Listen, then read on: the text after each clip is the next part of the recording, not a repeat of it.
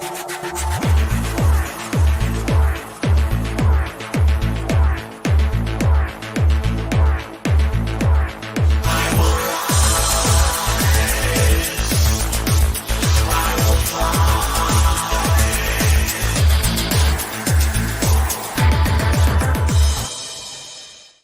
welcome to the Sharpe Way show. It is a Friday evening, a little bit past 7, well, actually right at 7:30 on the East Coast. It's about a half hour past 7 on the East Coast. And I know some of you were expecting a different show this evening. So was I. But unfortunately, our guest got stuck in a horrible ballot access issue, which if you're running for president and running for office, that's what you do if you're independent. So we'll have to reschedule that, I hope, amazing chat. And instead, we'll have to go with another idea this evening, and we'll fix it if we can. Again, as you know, I'm trying to do more AMAs in general. You guys asked for them, so I did one last week. I'm doing another one this week. And I'm doing it Friday this time, not Saturday. So extra bonus and a little bit later. So if you were eating dinner or something, that's fine. If you're in the West Coast, though, you probably haven't had dinner yet. And if you're old man like me, you already ate your dinner. So it is what it is. Either way, please do me a very important favor. A favor that matters so much, I cannot stress enough. Click the button that is like. That is what I'm talking about. Yes, put the finger on the button that is like and press it. It does matter every single bit. Please do that if you can. I want to answer a question a lot of people have asked me. And a lot of people think that my opinion is wrong on this. And by the way, they're wrong, but that's fine. You can still think that. You get to have your wrong opinion. No worries whatsoever. The question people are asking me is, was the Walz pick for the vice president by Harris, was it a good pick? Now, let me explain how I would define good. Let me say how I would define good. Good meaning if I was her Democratic consultant, would I have agreed or advised that pick? And in that context, 100% yes. It was exactly a great pick for her. For us, not sure it was a great pick, but for her, absolutely was. You might say, Larry, you're crazy. You know, this guy is, he's a far left crazy guy, whatever you might think, right? You can think that all you want. But here's the key. Here is why she picked him and why she should have picked him. It was the right move. I'm actually upset by how good the pick was. And I told some people in my world, I was impressed on how good that pick was. And let me give you an example of why this matters. All right. For those of you who remember New York State, I would say this all the time, back when Cuomo was our governor in New York State and de Blasio was our mayor of New York City. They didn't get along. And for people who are not in New York, you might go, why the hell did de Blasio and Cuomo not get along? Both Democrats, both run the state. Why wouldn't they get along? Oh, must be like, each one wants power. No. De Blasio, as terrible as he was, and he was terrible, de Blasio was actually a true believer. He was an actual lefty. This guy actually believed, hey, if we just have like 3 more gulags, we're going to have this socialist utopia that I'm telling you about. He actually believed it. He bought the hype. He was all in. Socialism, let's do it. Lock everybody. Exactly there. Make every rule the way it's supposed to be. Follow the rules no matter what. Centralized control of everything. He believed that. Cuomo didn't and still doesn't. Cuomo is a Cuomoist. Still to this day. Was then, is now. Cuomo would be anything if it got him in power. He doesn't really have principles in that regard, right? He'd be a libertarian tomorrow, Republican tomorrow, independent tomorrow, green. He wouldn't care. Whatever would get him into power is what he is. That's Cuomo. That's also Harris. Harris is exactly the same. She doesn't know if she wants Medicare for all, or if she wants to get rid of insurance companies, or if she wants to defund the police. She has no idea. Why? She doesn't have any principles. So she's, what'll get me? What's popular? I'm that. Oh, that'll get me elected? That's what I believe. I've been saying that forever. That's her. You might go, Larry, you're exaggerating. I'm not. That's her. That's why she seems so lost. That's why she has trouble doing. She doesn't have any principles. Walz does. Walz is a true believer. He's a de Blasio. He's a true believer. Yes. But the thing is, Cuomo couldn't get along with de Blasio because they were both far too alpha for it, and they didn't like each other. And de Blasio didn't like Cuomo and thought he was going to get in his way. Walz is kind. He's fine. Look, if you move to the left, Walz is happy. He doesn't have to be president, doesn't have to do anything. He will sit back. He will do what she says. But more importantly, Walz also, on top of this, is an amazing attack dog. And it's exactly what she needs. And I know some of you who don't like Harris are like, what, Larry, you're saying good stuff. Because it was a good pick. That is my point. He is an attack dog. She can sit there and act like she's the president already, and he can do that all day, and he's happy to do it. Right? Another guy on the left who does it well is Gavin Newsom. Gavin Newsom is an amazing attacker, but not a good attack dog. He doesn't want to do it for somebody else. He wants to do it for himself. Walz will do it for her, and he's done it. Attacking for her, am I doing okay? And attacking, blah, blah. And he can attack in a way that makes things very good for her. Again, I'm talking for her. It's the right pick. And here is the next two reasons why. I have tons of reasons, but I'm going to keep going why he was the right pick for her. The next one, she was struggling with the further left part of the party. You might go, wait a minute, she was a crazy leftist. She was a crazy leftist when it suited her. The actual far left of the party knows she's not actually far left. She's whatever, right? And the actual Democrats who are far left, the further left Democrats, and even just socialists, even anyone who's just far left, Greens who are further left, they know she's not actually far left. That's the story the mainstream media tells people because they want to scare her. She's nothing. She's whatever. This lets them know, no, she'll go far left. This is a signal to the further left part of the party that she was struggling with, that she will go because she is whatever the guy in front of her is. Well, that guy's further left. She'll go further left. So that's the part that's why that's also good. But why does it further left matter? Here are two reasons why. Jill Stein was actually making relative impact in general. And I mean by that, she was raising money. Who was giving her money? The anti-war left. The far left was giving Jill Stein money. Sadly for Jill Stein, I know Jill Stein, I like her. She is not doing well. She's failing on ballot access. She's failing around. She's not doing well. She isn't. And I know some people like Jill Stein. I'm not trying to make you angry. I'm just saying what's true. She's not doing well. And donors are going, what am I doing? I thought we are going to have some impact here. We're not. This is not good. So now Harris picks Walz. Oh, the lefties have come home. Boom. All that money that was going to go to Jill Stein, and it was going to Jill Stein, is now going to Harris. Again, another reason, a great pick. But now I'll give you the third reason why. It's a guy named Cenk Uygur. You got some of you may know him from TYT. Cenk Uygur actually ran for president, those you may not know, because he was so anti-Biden. He's like, Biden can't win, never going to work. He is all on, he's running for president himself, trying to stop it, trying to get someone to do something. He's on anybody's train. Biden's in trouble.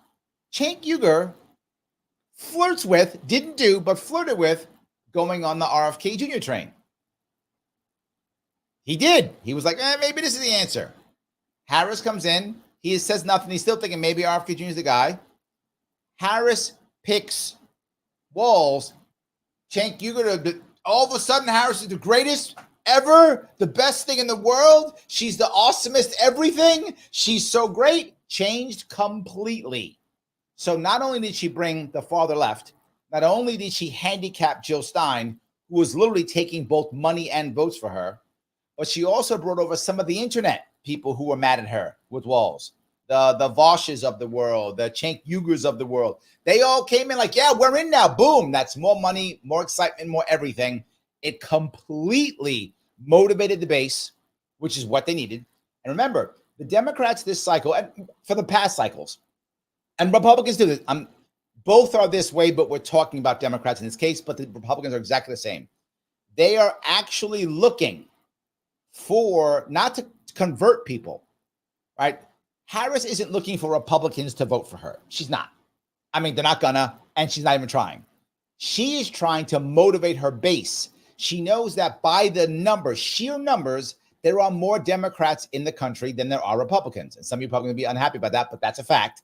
There are more registered Democrats in the country than there are Republicans. If a huge chunk of Democrats show up versus Republicans, they win. Why do you think Laura Loomer, who, if you know Laura Loomer, loves Trump? I've had her on my show before. I know Laura. She loves Trump.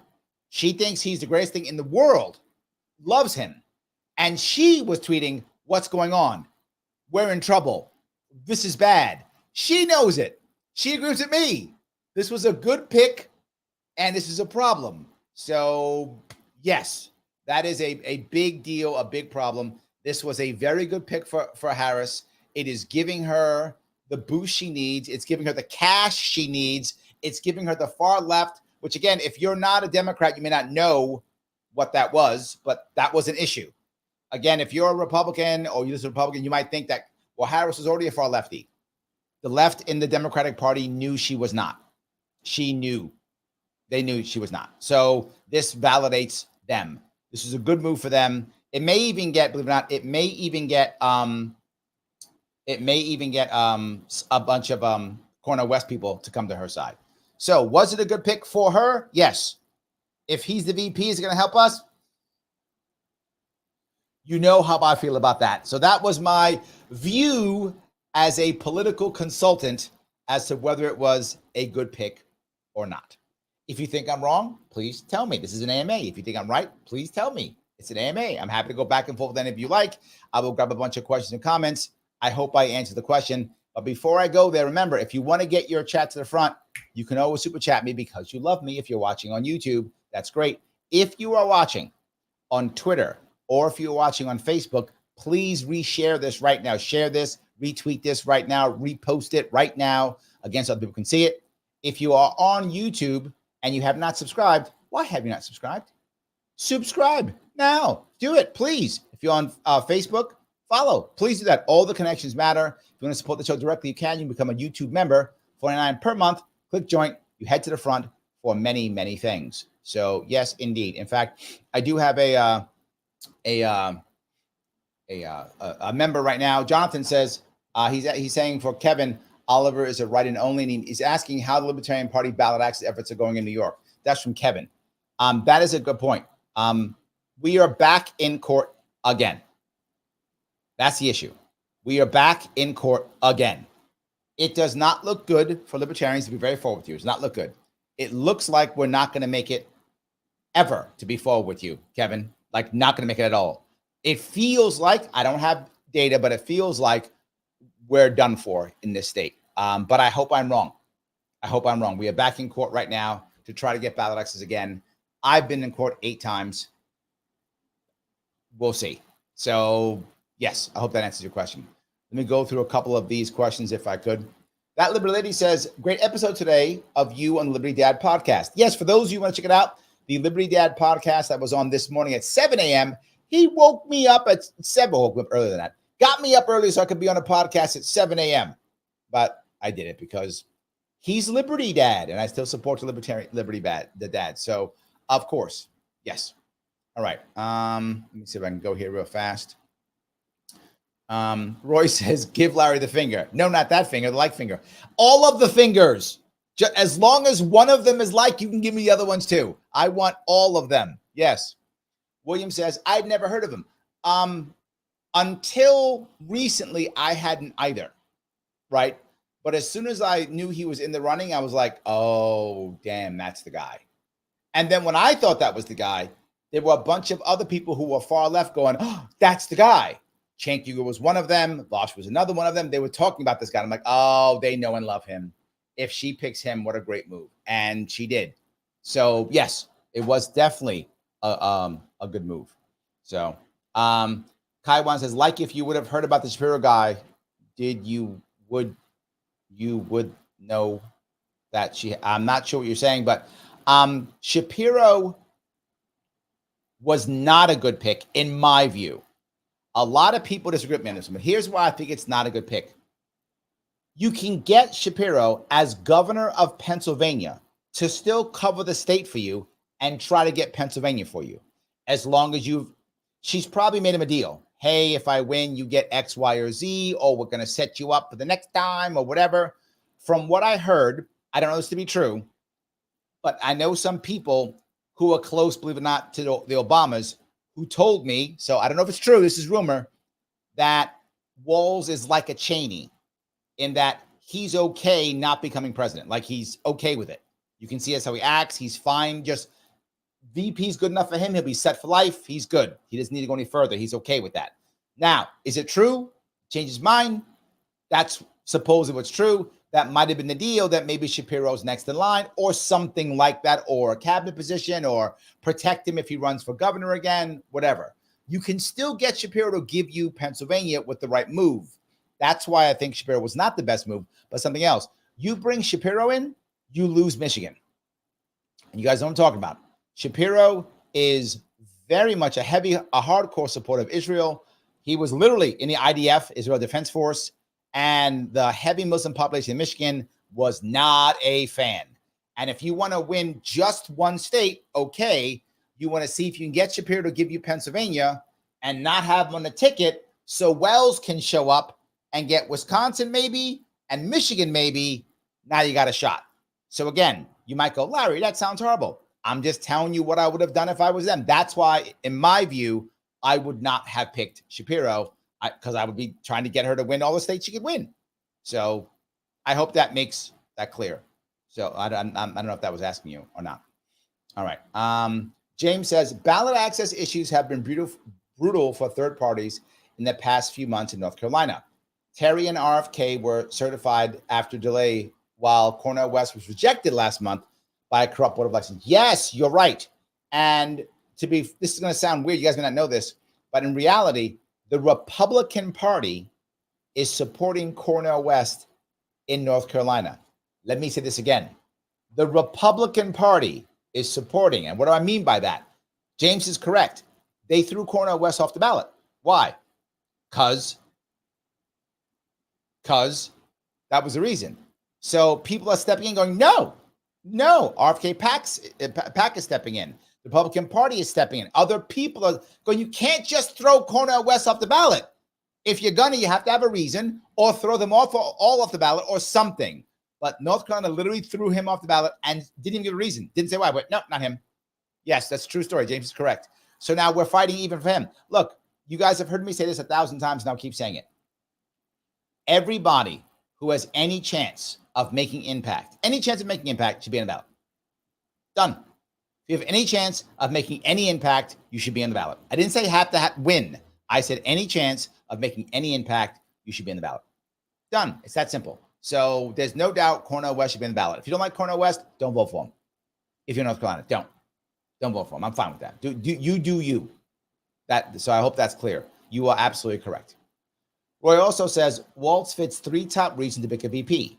Ready to lead, governing experience. True. As personally unimpeachable as possible. Ooh, nobody's unimpeachable, man.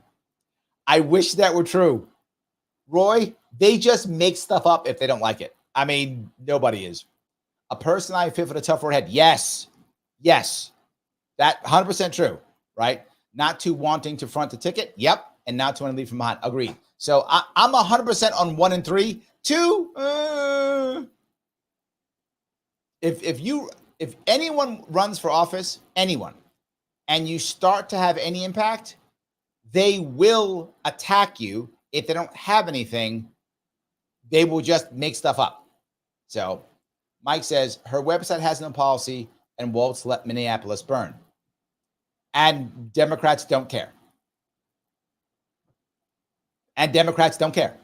You're saying stuff that Democrats do not care about. And again, she's not trying to get Republicans to vote for her. That's not even her attempt. She's not doing that. The stuff you're saying, Republicans say all day long, and they're not going to vote for her anyway, and she does not care. If she cared, she would put some policy to the website. She doesn't have to care. She doesn't care. And again, if I was advising her, I'd be like, stay in the basement. Do the Biden from 2020. Pretend you got the virus. Sit in your basement for like 3 months. Send out Walz as your attack dog. Get sick. Don't do anything. And let the system work for you. And I know that sounds horrible. And that is terrible. And as a voter, I cannot stand that I even would say that. If I was consulting with her, I would find a reason to not debate. Maybe you throw Walz out there to fight JD Vance. Good. I think Walz would actually beat JD Vance up pretty badly. I think Walz is much more folksy. He's been through more stuff. I think he'll actually beat JD Vance up in the debate. I think he will. I could be wrong, but that would be my gut. And if he gets beat up, so what? It's Walz. If JD Vance does beat him up, who cares? So I'm not saying anything what you're saying is wrong, Mike. I'm saying the people she's talking to don't care. It's irrelevant. You might as well say that to Republican friends, and you can laugh about it. It has no impact on the race, no impact on the voters. It means nothing. They don't care at all. So Joseph says, as a Marine, what do you think about his stolen valor and him saying he's a combat veteran? I am hoping for his sake, Joseph. I don't know if it's true, but I'm hoping for his sake that he misspoke, because I'm a veteran, but you have never heard me say I'm a combat veteran. I am not a combat veteran. If I talk about the first Gulf War, I don't say I'm a first Gulf War veteran. I say I'm a first Gulf War era veteran, so you know what time frame I was in the military, right? So if you ever hear me talk about the first Gulf War, I say I'm a first Gulf War era veteran. That's the time frame that I was in, but I did not see combat. I did not go to combat. I'm not a combat veteran. So yes, I don't like that. That bothers me. I'm happy he's a veteran. Good for him. I think veterans are great. I love them. I don't like someone saying that they're a combat veteran when they're not. You've never heard me say I'm a combat veteran, because I'm not. Never said it once. So, I think most veterans who are know the difference and say the difference. I think it's terrible. I agree. That one, the first part that Mike talked about with the no policy and burn, nobody cares. People like veterans, though. This is a good point, Joseph. Left and right, they both like veterans. Doesn't matter, Democrat, Republican, everyone likes veterans. This might have some water. I don't know, to be forward. We'll see in a couple of weeks if people keep talking about it. If people stop talking about it, it's gone. He got away with it. If people are still talking about it, it could have some legs. That one might have legs. I think that might have legs. Yes. Libertarian Lenny says, Larry, thoughts on Rogan endorsing RFK? I find it hilarious that Tim Pool is talking about burning bridges when he has dissed the LP candidate Chase Oliver. I think it makes sense that they endorse RFK. I mean, if you think about it, right? Of course it makes sense. The idea is you look at someone, like a Rogan. He's had Kennedy on his podcast more than once. He's read his book. He knows him, right? Yeah. So of course that makes sense that he would do it. He said, what did he say? RFK is the only guy that makes sense to me, is what he said. RFK is the only guy that makes sense to me. If he's looking at the left, right, if he's looking at Trump and Harris, he doesn't like either of them. And he's talking about, and this goes to my point earlier. I think this maybe is what Joseph and I are talking about here in a way. Joseph's talking about how does someone feel about that stolen valor piece. Feelings matter tremendously in politics. I mean, they matter all the time. I know you guys who like Ben Shapiro go, facts don't care about your feelings, whatever. Well, they should, because feelings are far more powerful than facts. It's not even close. Feelings make up facts. Feelings ignore facts. Feelings change facts. Feelings are super powerful, way more powerful than facts. Now, the consequence of those facts, different. But the facts, they get ignored, changed, shifted. Feelings are way more powerful. So his feelings, he doesn't like Trump. If you hear Rogan talk about Trump, he will sometimes say he likes the policy or how it was when he was there, but he doesn't like the man, the individual, the person. He doesn't like him. And a lot of people don't, right? Trump makes people love or hate him. Like the emotion for most people with Trump is very strong. Like they really like him or they really hate him. Rogan likes how, he said it, he likes how things were when Trump was president, but he doesn't like him personally. He doesn't like the guy. He likes Kennedy. He doesn't like Harris. He thinks he's a phony. He doesn't like Harris. So he doesn't like Harris. He doesn't like Trump. He likes Kennedy. It makes sense, I think. It makes sense, right? I think Tim Pool is similar. I think he's similar. I think they see them as rebels. And so they connect. that makes any sense. There's an emotional connection. They wouldn't say that, right? Temple would never say that. He would never say that. But I think it's true. That's where I think their heads are. So, yes. Mike goes on to say, I think Dems expected to lose. Bit combo gives far left a reason to vote down ballot for Congress, state, and Senate. Your thoughts? No. Okay, I'm sorry. Yes and no. I got to be clear on this one. Are we talking about Democratic leadership or the Democratic base? The base is all in, Mike. I talked to them. I'm sure you do too. The base believes they're winning. They're landsliding. Harris is taking 50 states, plus D.C. and the Virgin Islands. She's taking everything. They are fired up right now. They believe all the hype. The base. The leadership, I think, thinks more like you do because they're looking in the future and they realize that if we can't keep Harris in the basement for the next 3 months, she's going to have to say something. And boy, is that going to look stupid. So I think the leadership may be thinking the way you're saying. But the base, they are all in. They are excited. They're jumping for joy. They're doing TikTok dances. They're going to win all 50 states. They're going to win 60 states. They're going to win 200 states. That is where they are. So I think if you divvy that up, leadership versus base, leadership, yes. Base, no. They're buying it. They're all in. Drank all the Kool-Aid. Licking the bowl. The whole thing. Yes.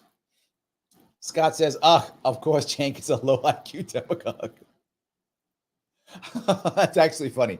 No, I don't think that he's low IQ at all, actually. I think Cenk is actually smart. I do. I've seen him debate. I think he's very savvy.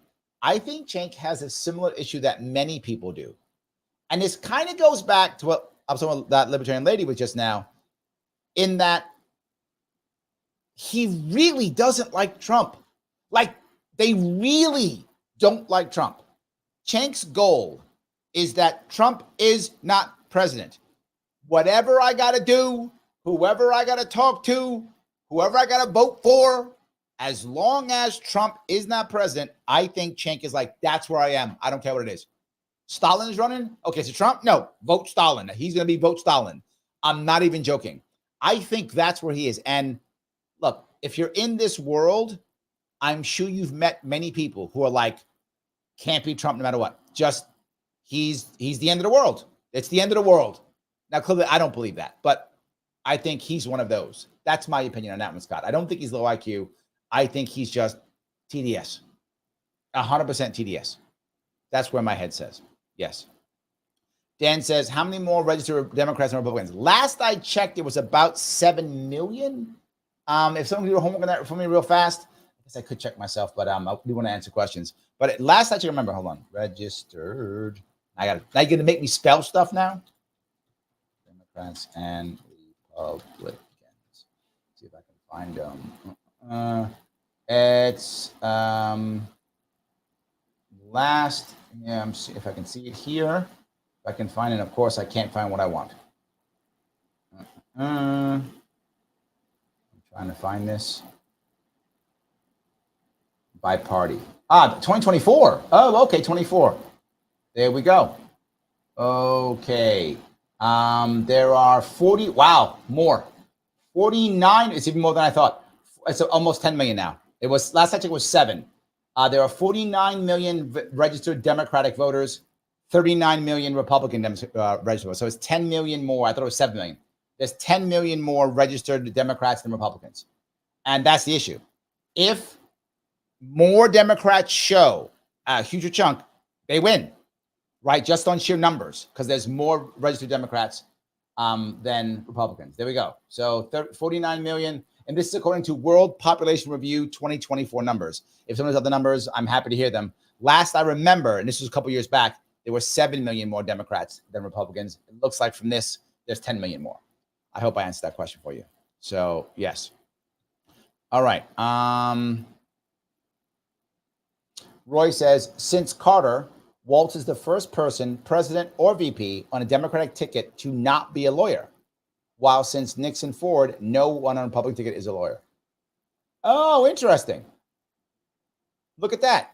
That is a very interesting tidbit. I'm going to steal that, Roy, and probably give you like no credit, but yeah, thank you. That's good. Roy says, what happened to Shiva? You missed it early on.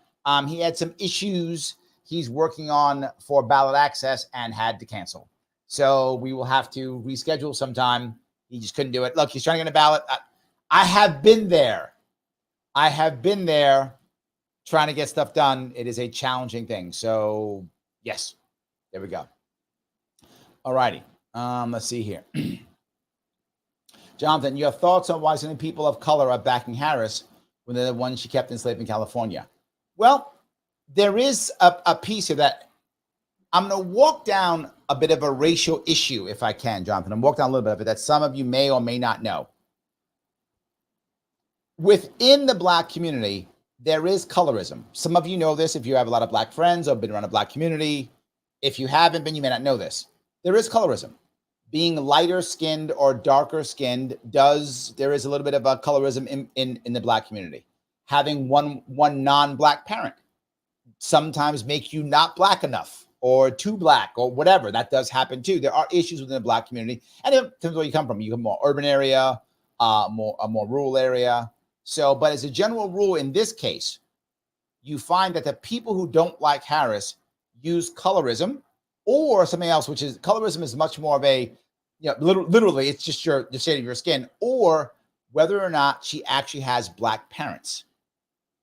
Now, not just Black parents, but Black parents that are American descendants of slaves. Now, what's odd is, and I got one more piece, are they raised by a Black mother? All those things matter in the Black community, right? All those things matter. To some people, not that much, some people a whole lot, but you'll see that happen in the Black community. Barack Obama and Harris, both Obama and Harris, neither of them were raised by a Black mother. Neither of them are American descendants of slaves. So literally, if we had a reparations plan tomorrow, neither one of them gets it, right? They're not that. So why would you care about that? Well, you're seeing not just the Black community of people of color, you're also seeing a gender split. Black women are heavily on board. Black men, not so much.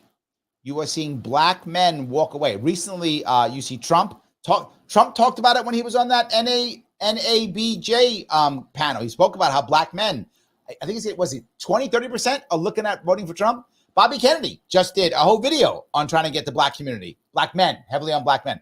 Black men are not jumping on board with this. That's why you had white dudes for Harris. Yes, Black men are actually not jumping on board. They're saying she's not really Black. She put us in jail. She didn't put Black women in jail, Jonathan. She put Black men in jail. Right? The one she kept enslaved, she enslaved Black men. She didn't enslave Black women. So there's a gender, many Black women are getting behind her. That's true. Not as many Black men are, and you're seeing them starting to pull away a bit. And you've seen it on news shows everywhere. So I hope that answers your question. All right. Something else though, hold on. To a lot of Black women, this representation that some people might think is not important, not valuable, is for some Black women a symbolic victory. How about that? For some Black women, they will see this as a symbolic victory. A way of putting Black women ahead of the game. In many ways in America, Black women struggle tremendously socially in many ways. Generally speaking, when it comes to education, that's not the case. Generally speaking, when it comes to work now, not as bad, has been terrible in the past, not as bad now. But socially, yes, Black women struggle to get married. Black women struggle compared to other races. They struggle to be married. They struggle when it comes to childbirth.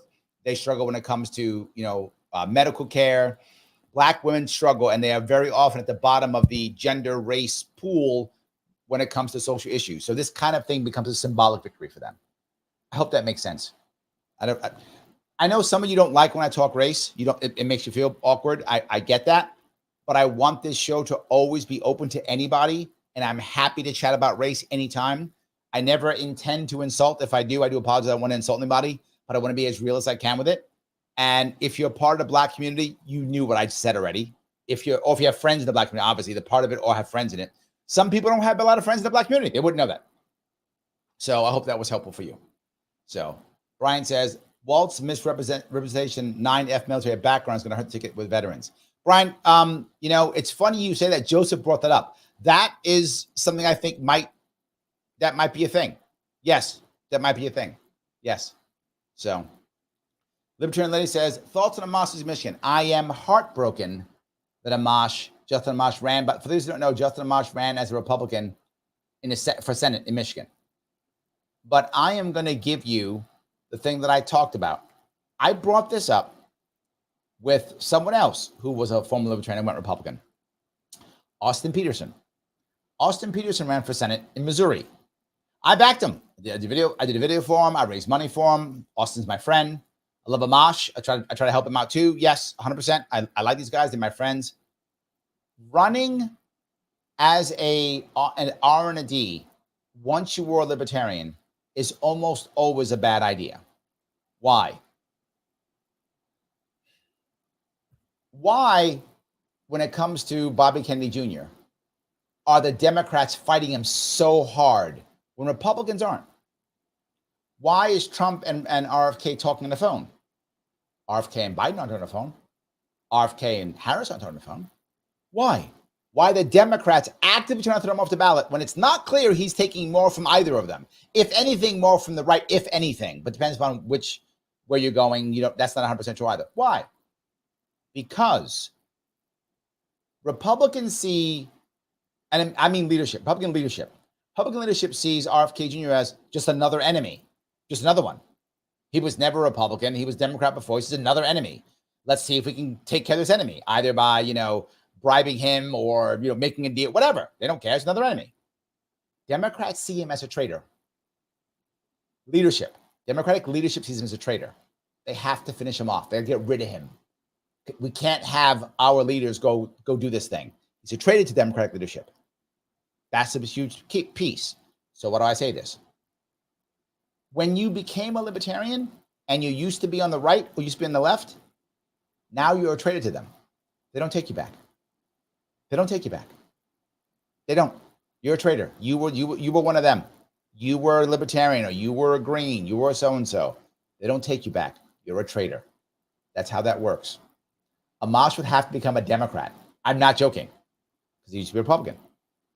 Yes, absolutely. I mean, he's never going to do that. But I'm saying that will be the way, because they might take him because another enemy comes aboard. Okay, great. But no, he's a traitor to them now. No, doesn't work. And here's the worst part. When you run for office as a third party and you get 2%, 8%, 10%, 12% as a third party, you're a hero. Oh my God. When I ran for office in New York State, I got 2%. I was a hero. I got a shirt from this, man. Come on. Killing it. 2% was awesome. If I ran a Republican primary and got 2%, I'm forgotten. I'm some also ran. Who the hell is this guy? Larry who? What? No shirt. I don't want a shirt. I'm nobody. Back to work.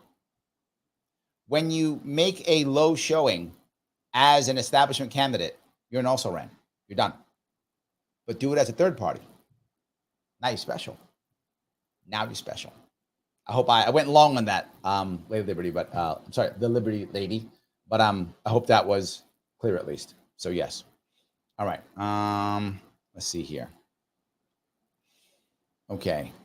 Shelley says, maybe she chose Walz because he committed a felony by claiming to receive the Medal of Valor. When Trump became a villain, his number skyrocketed. See that? Shelley's thinking. She's like, if you pick people who do felonies, you gain. See that? She's thinking. See? Shelley's playing 3, 4D chess, 5D chess. See that, guys? Shelley's got it going on. Absolutely. Yes. Mike says he did misspeak, claim combat rating he doesn't have. Yeah. Yeah. I think it's accurate. That's the one I'm worried about. Right? That's the one I said. That's the other one I'm not worried about. That one, I think that might actually land. It might actually land. So, yeah. Sal the Hamster says, Vance and Walz just seemed like hardline base consolidation. Which side of your own will dictate who people think won. Yeah, yes, but Trump didn't need that. Yes, but Trump did not need that. Harris did need that, right? Trump has got his base. The Republican, look, high-level Republican leadership still hates Trump. They are established. They want to go, the highest level Republican leadership wants to go back to the Bush days. But they know Trump is powerful and he dominates the base. I mean, look, I'm not going to vote for Trump, but I have eyes, right? Trump dominates his base. He does not require any help on his base. And a lot of the leadership now has just said, okay, Trump, you win. They hated him for years. Oh, fine. You're going to win. We're in. Let's do this thing, right? We're fine. Let's do this. The senior leadership is still like, can we get rid of this guy and go back to the Bush days finally? We want to bomb countries too. This guy's talking about not bombing people. What's wrong with him? That's still part of a section of the Republican leadership. In fact, some of that Republican leadership has literally left, right? You got the Lincoln Project. You got Republicans who became Democrats because they're all about establishment bombing and stuff, military-industrial complex. They were Republicans because they thought they could make money there. So they left. If Trump goes away, if he loses this election and goes away, they're coming right back, right? They're coming right back. But you're right, Sal, but Trump already had the base. Still does. Right? Still does. He didn't gain anything else. That's why I think it was a better move for Harris, who did not have the base. Biden didn't have the base anymore. Biden had the base in 2020 because they thought he was the only guy who could beat Trump and he was going to save him from the evil orange man. He had the base in 2020. Biden's got nothing now. Harris didn't have the base either because she attached to him. Walz shows up. All the surrogates show up. Now she's got the base. So I think you're right, but I do think she was the one who helped. So, yes. John says, Larry, Ben Shapiro has a theory that the Democrats do not want the Shapiro guy out of Pennsylvania because he's a Jew. Not sure if I agree. I'm leaning more towards what you were saying. Yeah, that doesn't mean nothing. That's not a thing. That's a thing Republicans saying. It has nothing to do with him being Jewish. Nothing. Does not matter at all. Kamala Harris's husband's Jewish. They don't give a damn. At the highest level, they care about power. They don't care if you wear a yarmulke or what. That does not matter. I want my power. If the guy to get me power is Jewish, good. If he's not, good. They don't like Jews. They don't hate Jews. They don't care. They want power. The Jewish guy gets me power. I like the Jewish guy. He doesn't give me power. I don't like him. That's it. So I do not buy that at all. In my view, nothing to do with it. Now, does the base care? Yes, particularly again in Michigan. I said it again. If you want to win Pennsylvania, you pick Shapiro. If you want to win Michigan and Pennsylvania, both states, you keep Shapiro in Pennsylvania to win that for you, and you pick Walz to win Michigan. That's why this is a better move. I think Ben is just either he doesn't believe it or he's blinded by his own views on Judaism, and he just feels like they don't like Jews. It's not true at all. It's not a thing. That's not a thing. Sorry, at the highest level, it's not a thing. So yes. All righty. Sal says, I'm a Gulf War vet. I think calling Walter a traitor is a little too far and hyperbolic. Also, if you give him the same amount of respect as the females who got knocked up to get out of deployment. That's actually funny. That's a good one. I'd forgotten that. Wow, it hadn't been in so long. That was a thing. Oh, I might get deployed. Let me get knocked up. Done. Can't put me on the ship now. Pregnant. Sorry. I do remember that. Yes. I don't mean to be disparaging women. That wasn't, not like all women did that, but some women did do that. I mean, that was a thing. Some women did actually do that. I think it's hyperbolic. I agree with you. I think to call him a traitor, I think is too far, but there's a however here. Attacking veterans in any way is very emotional for a lot of Americans, Sal. So while I think you are correct in what you're saying, there is that visceral, right, emotion that goes, why are you messing with a veteran? Why are you lying about veterans? It's visceral. Some people really don't like it. So my view is the same as I said. And I, by the way, I called Biden stepping down, if you remember. When, after that debate, if you remember what I said, right now, Democratic operatives are heading into all of the media outlets and saying, stop talking about this debate thing. Biden's fine. And I said over the weekend, if they're able to stop the talk by Monday and no one's talking about it, Biden stays in. If they're still talking about it, they have failed. Biden is gone. He has no chance. He's gone. I said that. And Monday they were still talking about it and he left. I'm going to say the same thing with this, Sal. If this stolen valor piece is still being talked about, after, and the piece I'm talking about here is after the Democratic nomination, after the convention, if this is still being talked about, it's landing. If not, it's gone. They're going to forget about it. That's the issue. Because up until this, whatever it's about now is going to be a race next week when they do the Democratic convention. It's going to be a Beyonce concert, basically, is what it's going to be, right? It's going to be great. Beyonce concert. Everything's awesome. Harris is basically this Jesus, the third Jesus, because Obama was the second one, and now she's the third Jesus coming, and that's what it's going to be, and it's going to be all awesome. But then that shine is going to come off in about a week. When that shine comes off, are they talking about this? If yes, it's going to stick. If not, they're going to forget about it. That's my view on that. I think a week after the Beyonce concert, known as the DNC convention, I think that's how it's going to work. So yes. William goes on to say, I know in North Carolina, unaffiliated is the most registered voters in North Carolina. That's not true in New York. And across the country, I think it is true now. It wasn't. Now they're 51% now, I think, across the country, unaffiliated or yes, that's true. Yes. Rod says, how many in New York? If I remember right, New York State is, if I remember right, it is 6.5 million registered Democrats in New York State, 3.5 million no party and no party affiliation, and 2.5 million, 2.5 million registered Republicans. So it's almost 3-1 Democrats, Republican. If you count non-affiliated together, it's 4-1 against Republicans in New York State. If you count unaffiliated, 4-1 against. If you add non-affiliated and Republicans, it's only 6 million of them with 6.5 million Democrats. There's more Democrats in New York State than both unaffiliated and Republicans combined. That is how blue my state is, guys. So all you people going, Trump could win New York. You are smoking crack. He cannot win New York. There are more Democrats in New York than both unaffiliated and Republicans combined. He's not winning New York. And every month, thousands upon thousands of New Yorkers who would be voting against the Democrats are packing up and leaving. It is a fantasy. That's it. Thank you for that question, by the way. So, yes. All righty. The lunar eclipse. Larry, I really wish you can debate Kamala. Hell, if I had a time machine, I wish you debated Obama. That's sweet. I thank you. That's great. There is absolutely zero chance that Harris want to debate anybody. She might debate Trump because she'll have to. Again, if I was advising, I'd be like, get sick, do something, whatever. Don't debate him. Don't. Because here's why. For those of you who know the kind of person Trump is,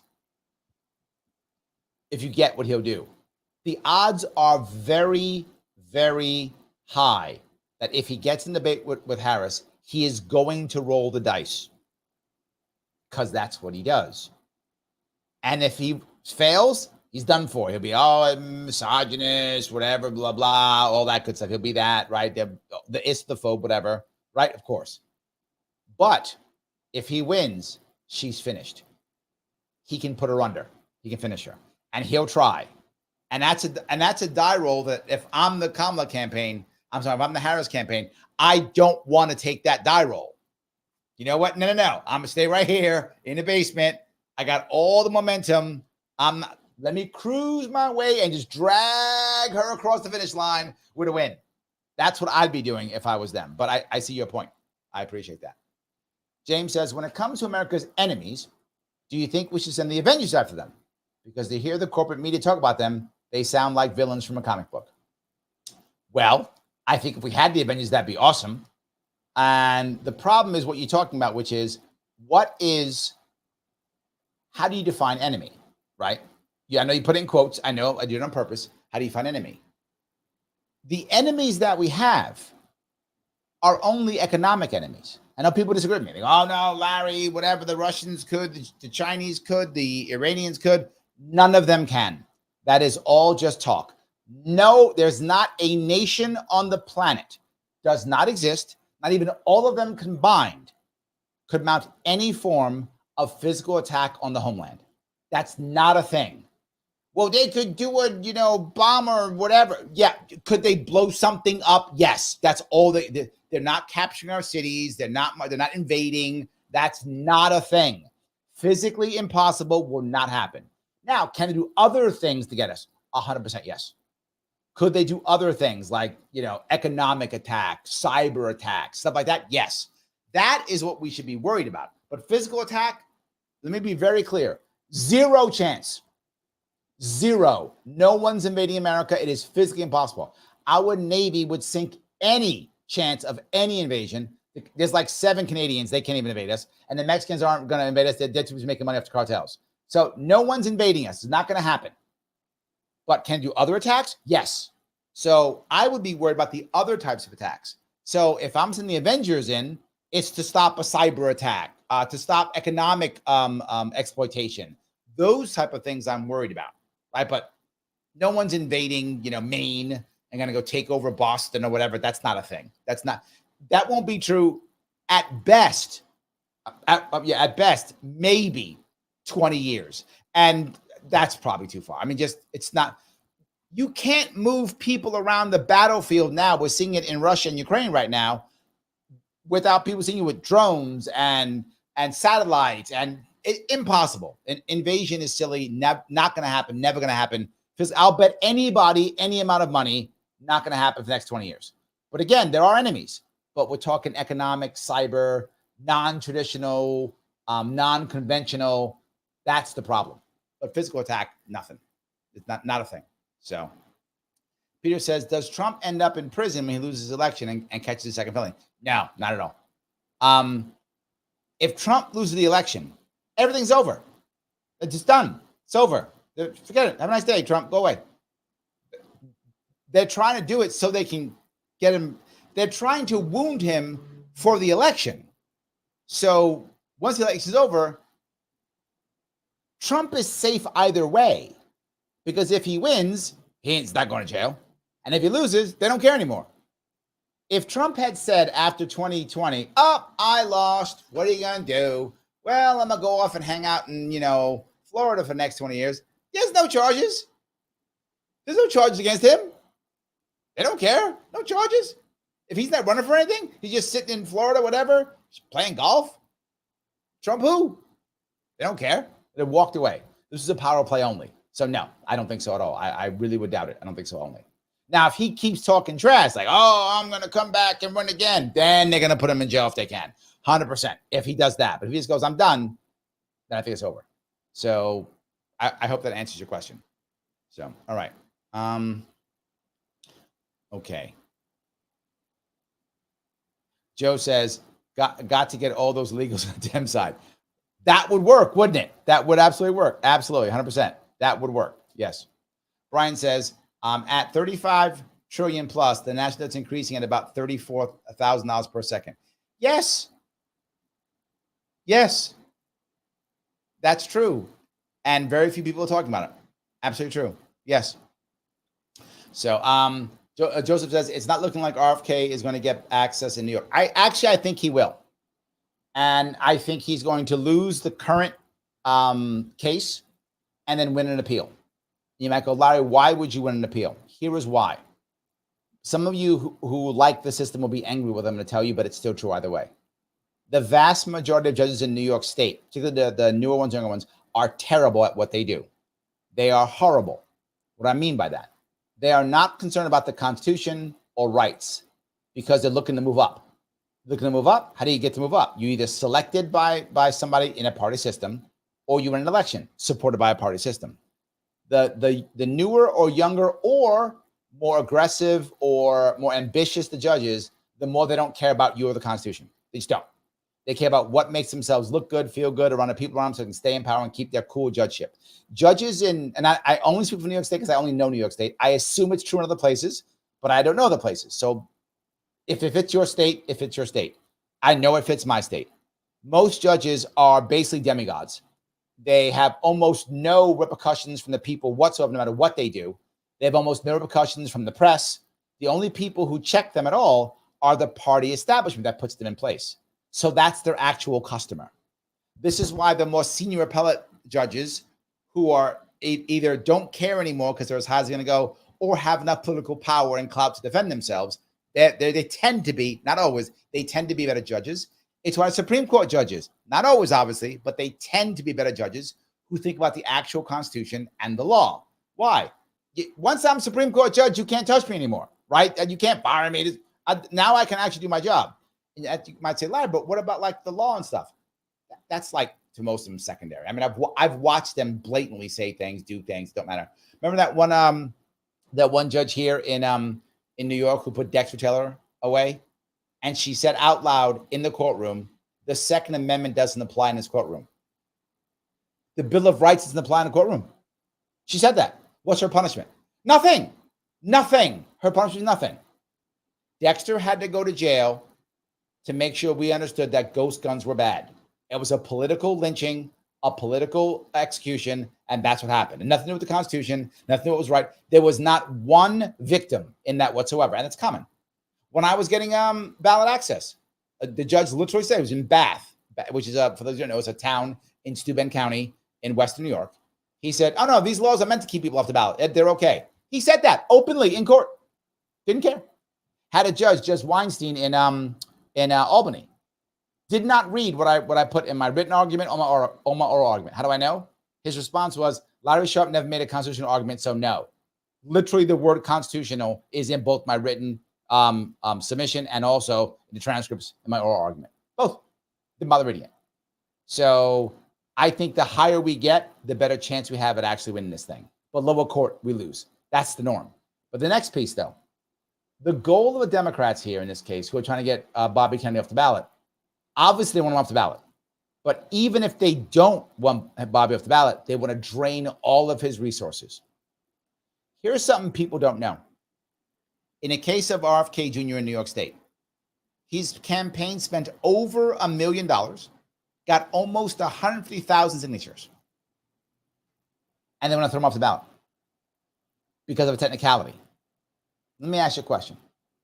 If someone gets 150, almost 150,000 people to sign a piece of paper saying, I want you to be in the ballot, and spend $1 million, how is that person not viable or credible? And if the person made an error, let's say he made an error on the form, whatever, why isn't the remedy fix the form? Why is the remedy remove him from the ballot? Why? That's the point. It shouldn't be. It should not be. The remedy should not be remove him from the ballot. The remedy should be, oh, he made an error on a form, fix the form, remedy the form. Don't throw him off the ballot. There were 150,000 New Yorkers who wanted him to vote. It's the number one right that we have. Without voting, our government is not by those who consent, which means it's not a valid government. Literally, it's our Constitution, right? Our founding documents, right? Yes.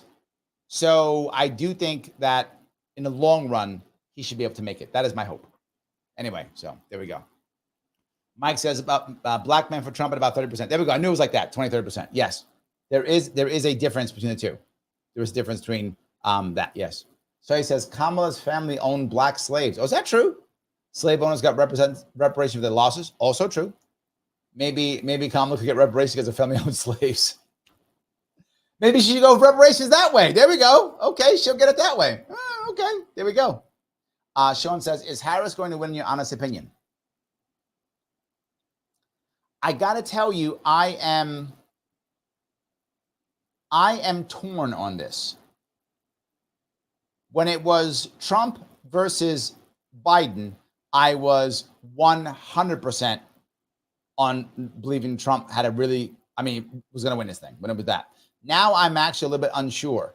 I think I have to wait to see how the Democrats and Republicans act after the Beyonce concert known as the DNC convention in Chicago. I'll decide then. But I'm no longer 100%, thinking Trump's going to win. I'm not there now. I need about 2 weeks before I make a decision. I could see it go either way. I could see Harris winning this. I don't think this is even Joe Rogan said it. He said she's going to win.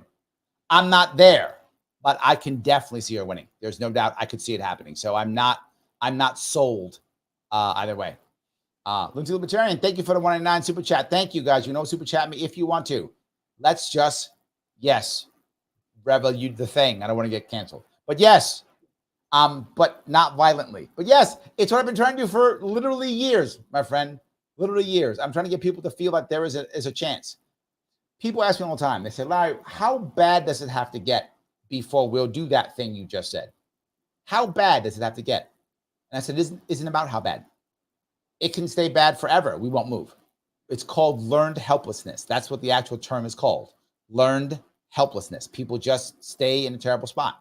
The best example I can give you out of history, I think, is probably the Russian, the Russian Empire under the Tsars.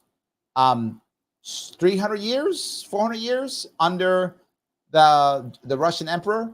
No real, I mean, here or there, some, fighting, but no real revolution. Here comes Lenin. Got this idea, guys.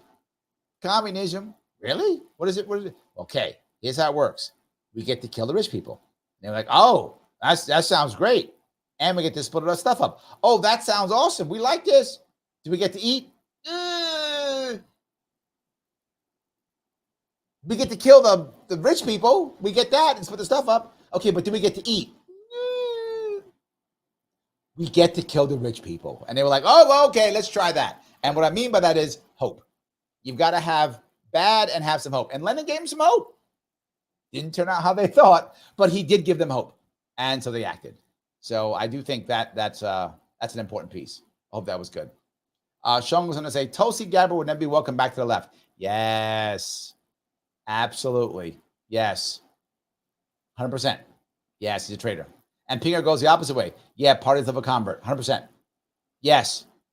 They'll take you in, right? If you weren't one of them. But once you're one of them, oh, there we go. Yeah. 100%. Yep.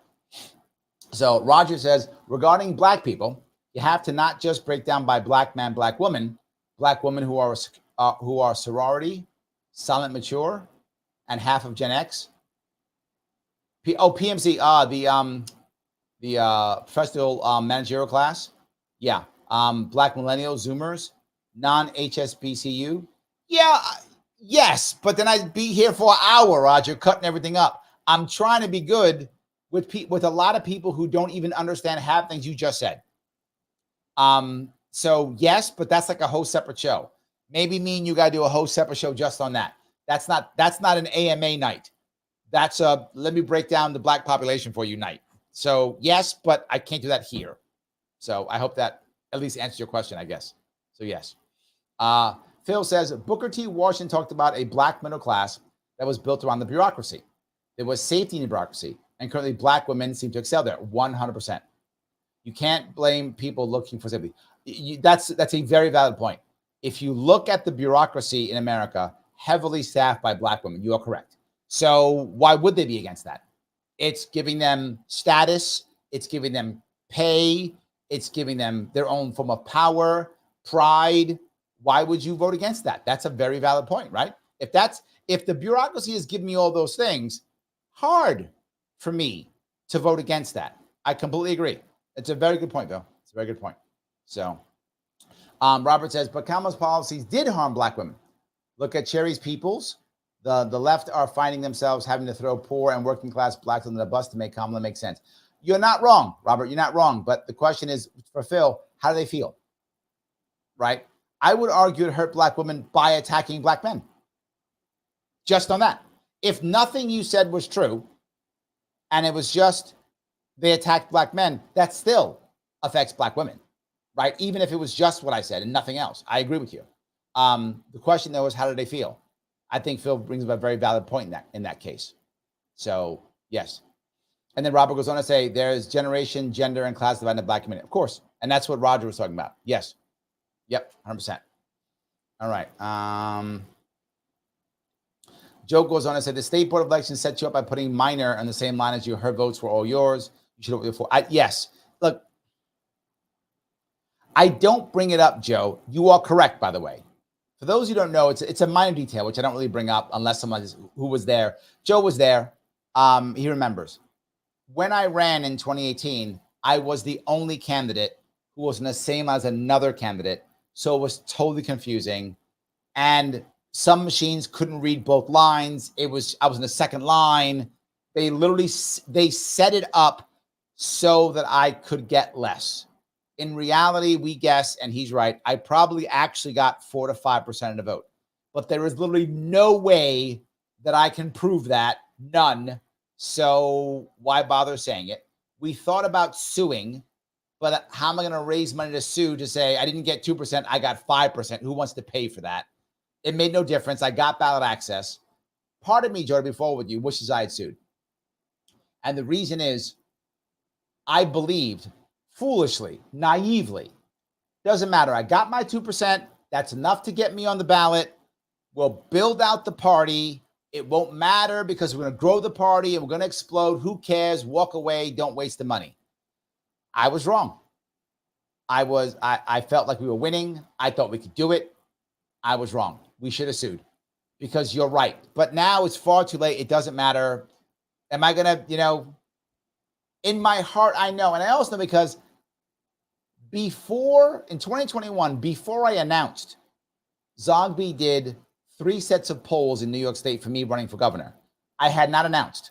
It was Larry Sharpe against Hochul, and I think it was like whatever Republican was there. I was polling at 6%. I hadn't announced. It was 2021. That's how I know I actually get 4 or 5% of the vote. I did. But if that makes any of you feel better about my race, awesome. I hope it gives you a warm, fuzzy feeling. Sadly, it has no real impact at all, and there's no way I can prove it. So if it makes you feel good, yes. If it doesn't, I get it. It is what it is. So, yes. There we go. Lieutenant Maternity says, can't resist the programming. This is a hard one, right? I know often you speak about just making the change, just doing it. And I do get it. I get it because it makes sense. We'd want to do it. Of course, you'd want to do it. Yes. It's just so hard when people don't see hope. Right? I'll go back to that. I think you're thinking very logically. If I'm reading you right, maybe I'm not, but if I'm reading you right, you're thinking, look, it's not working. It's not good. Here is an answer. True. But to Phil's point, if this bureaucracy, programming, is paying my bills, if this bureaucracy is giving me respect, mission, purpose, power, it may be small power, but power, education, stimulus, I don't want to reject that programming. It's working for me. Why would I want to reject it, right? And then I'm going to tell others, I'm going to tell people like you, oh, crazy. Well, you call yourself lunatic libertarian, so I guess yes. You're crazy. Why would you want to change this? The system's great. So it's hard to do when the system is more entwined in your life. And then on top of it, add one more spot, which is the rest of the world around you saying you're nuts for thinking it. And then there's no hope. And again, I go back to 2018. 2018, a lot of people shifted and adjusted and made that vote for me. And it was my first time running. Why? Why did they reject that programming? Because I gave them hope. I gave them hope. That's the issue. Luna goes on, 1999, God, thank you so much for super chats. I appreciate it. Yes, I'll keep reading them. He goes on to go, the human race must reject all programming, reject all systems, eliminate labels, titles, and categories. Embrace the suck. It's a very Marine Corps saying. If you truly want freedom, security is only provided by yourself and contributes of community. I don't know how to respond to that because I don't disagree with what you're saying at all. But it's like saying, you want to quit smoking? Just stop. True, accurate statement. Just stop. But why was that hard? If it was easy, there wouldn't be any patches and drugs. Everybody would just do it. It's hard, right? You want to lose weight, just stop eating, whatever. I mean, yeah, if you stop eating, you lose weight. True, but it's hard to do, right? These are challenging things that require the right environment, the right support structure, the right support system, all those things. And I hope that we're providing that. Now, obviously, I only have several thousand people who watch this thing total, several hundred here, 10 here, 20 there, 1,000 here, whatever I get on all of my platforms that I put this on. But I hope more people start doing it. I think if we create this, then we can do so, right? The only thing we can do now is, I think to your point, those of us who are already in that spot, who can reject some programming, if not all of it, but at least some of it, should do so and do so openly so we see it, right? That social proof has a lot of power. So if people see me and you trying to reject everything that we can reject, trying to do the right thing, I think others will begin to follow. So thank you for the super chat. I appreciate it. All right. Let's see here. If I can grab a couple of these. A lot of these here. Phil says, Walz is 1 year older than Harris, politically 75. Yes. What's your secret to maintain a youthful disposition? I like that. Very good. Yeah, that's very good. It's so funny. Yes. See if I can keep going here. Jennifer goes on to say, Walz is good for Dem voters. That was my entire rant up front, Jennifer. You probably came in a bit later. My entire rant up front was exactly that. I do think that was literally why it was a good pick for her. Right, for her. Sean says, Trump and Harris both picked very bland VP, zero excitement. No. Oh, Sean, have you seen the excitement? The excitement around Harris? Ton of excitement. Ton of them, like, jumping out of their skin. Happy. Jumping out of their skin. I was at the Bitcoin conference talking about just Harris in general. People were like, oh my God, Bitcoin. You would think people would not like Harris at the Bitcoin conference. There was Harris supporters at the Bitcoin conference. There were people who thought Biden's going to lose. Oh, Harris, we have a chance. Now Walz comes in. Oh my God, no. You're incorrect on that one, man. I'm telling you. I think Trump made a bad decision now looking back. I think he made a bad decision. I said it then. I wasn't very happy with the decision back then. I told you 3. I thought he should have picked. Up 3. I thought he should have. He didn't do what I said. I think he could have made a better pick. I think she was right on the money. Right on the money. So, all right. Let's see here. Grab a couple more. Pete says, I think the attacks on Kyle Rittenhouse and Joe Rogan are the result of fear. Me too. Me too. Both retracted what they felt. You are correct. Within 24 hours. Within 24 hours. They're like, well, see, what I meant was, hold on, but see, and then look over there, look over there. All of a sudden, 100%. Rittenhouse was like, I would never go back on, I can't support Trump. Then all of a sudden, I'll tell you what I think happened to Rittenhouse. Rittenhouse's job, if you don't know, is a fundraiser for a pro-2A organization. Well, a whole lot of his donors were like, what? You don't like Trump? What? He was like, just kidding. Love the man. Can't wait to vote for him. Please don't take all my money away and I lose my job. Yeah, the pressure hit him immediately. Totally up 100%. Pressure hit Rogan too, I think too. I think you're right. A lot of pressure hit him. He's like, wait a minute. What? Wait, what? 100%. Yes. All right. Let's see. William says, the women in the NOAA camps did the same thing. They were nearing the end of shore assignment. It was known as a known secret. They would try so their shore time would get extended. Yes, absolutely. Yes. Sal says, Larry, I was global war on terror, not Gulf War. There we go. Yes. There we go. Grab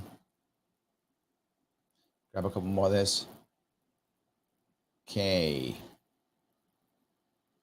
Mike says, the race will be very different in September. Kamala has to detail and defend her leftist positions. She will lose the middle when the agenda is revealed. I don't know about that. I think it depends on what Trump does. If Trump has been moving towards the center. That's for sure he has. It's obvious. He's been moving towards the center. He's been trying to project more empathy. That's true. But it's not normal for him, right? He has to make a real change in how he projects. If he's able to project it, I think you're right. He'll get a bit more at the center. But if he's not, it goes back to, do I lean left? Do I lean right? So I'm just going to vote for the opposite guy. And if not, I mean, there will be, depending upon what state you're in, Libertarian, Green, and 2 independents on the ballot in most states. In some states, there'll be another Constitution and another independent. So it depends on where you are. The center has options. It depends how they feel. Are they voting to say, hey, I'm against the system, so I'm grabbing a third-party person? Or are they afraid of the other? If they're afraid of the other, it won't matter, right? So I think that's an issue too. So, all right. Grab some of these. Pete says, Robert Kennedy testified this week at the Albany County Supreme Court. Yes, he did. Where the DNC is trying to move him from the New York ballot after a record-breaking number of people signed a petition. Yes, no one has ever submitted that many New York State petitions ever. 140 some odd thousand, almost 150. 100%. Yep. 100%. Joe, of course, goes, there's no way Trump's winning New York. Agreed. I tell people that all the time. They don't want to believe me, Joe. They want to believe the lie. No way he's winning. Pickerbell says, oh, I disagree. I definitely think she should debate him.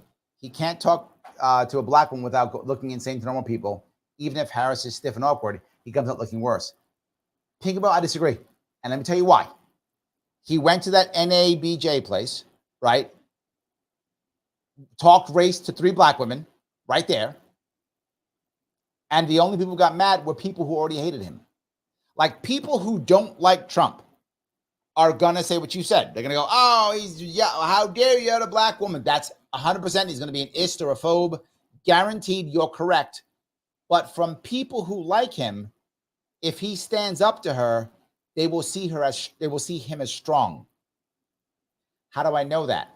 If you check TikTok or Instagram, look at all the black men, not all of them, but so many of them who are defending him, who are making rap videos about how Harris is not black, talking about how she's Indian. It's everywhere. So I'm not sure that's true. I feel like that reinforces whatever someone already believes. But he will roll the dice. I think you're right. And if he comes across to where he shuts her down, and that would be his goal, there will be some people who will feel sorry for her, like, oh, he beat up a woman. There'll be some people who will feel that. But those are people who already like her and want to support her.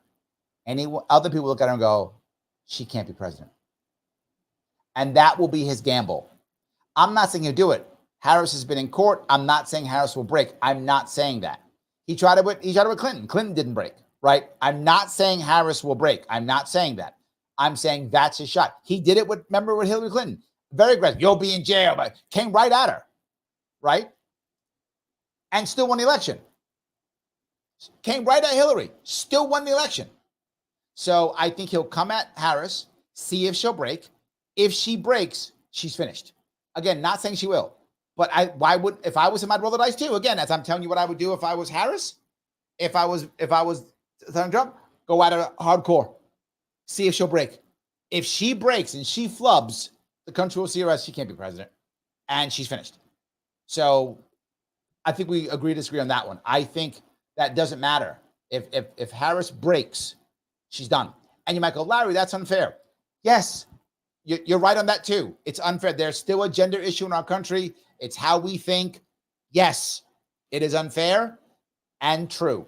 Both of those things are the same, unfair and true. So that's just my view. So yes. All righty. Let's see here. Pete says, what the hell happened at the Libertarian Convention, and why is Chase Oliver refusing to go on major shows when invited like Tim Pool? A lot of you guys keep asking about where's Chase, what about Chase, whatever. Look, I can't even vote for Chase in my state. He's not in the ballot here. So never going to happen. People the other day, someone was asking me about, what about Chase being on the ballot in Colorado? What do you think? I'm going to say something that I know is not popular, but I'm just going to say it. It doesn't matter to me. I know it sounds horrible. It doesn't matter. When I was at the convention, I presented the Libertarian Party with a candidate who was part of no caucuses. His name was Lars Mapstead. No caucuses. Had no caucuses. He was well-funded. People liked him. He had personal wealth, over 7 figures he could put into his own campaign, and wealthy friends who could also put 7 figures into his campaign. Yeah, 7 figures. We could have raised $3, $4, $5 million for that campaign. More than Joe Jorgensen, probably not as much as Gary Johnson, and retired. So he could just do nothing but campaign. He could fund a campaign with millions of dollars and be a full-time candidate and not a member of any caucus. And we had a plan to get electoral votes so we can make impact this year, even though RFK Jr. was running, Jill Stein is running, Cornel West is running, a full plan.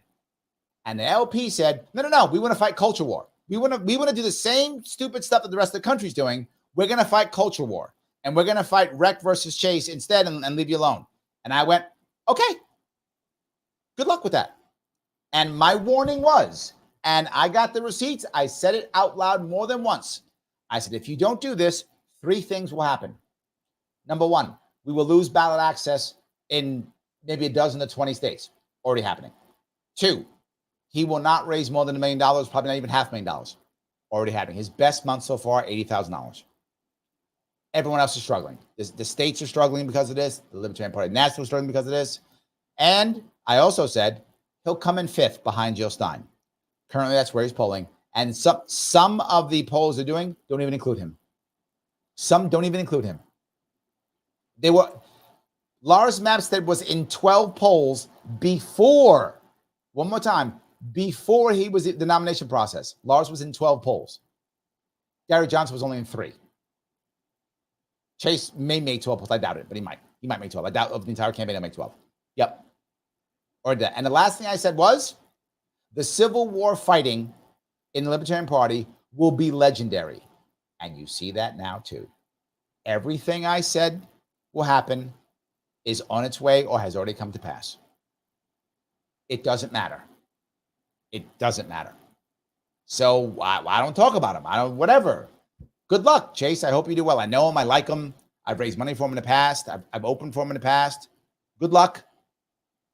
It doesn't matter. This is a throwaway year for us because we want to fight. We want to fight culture war, and so we're fighting it.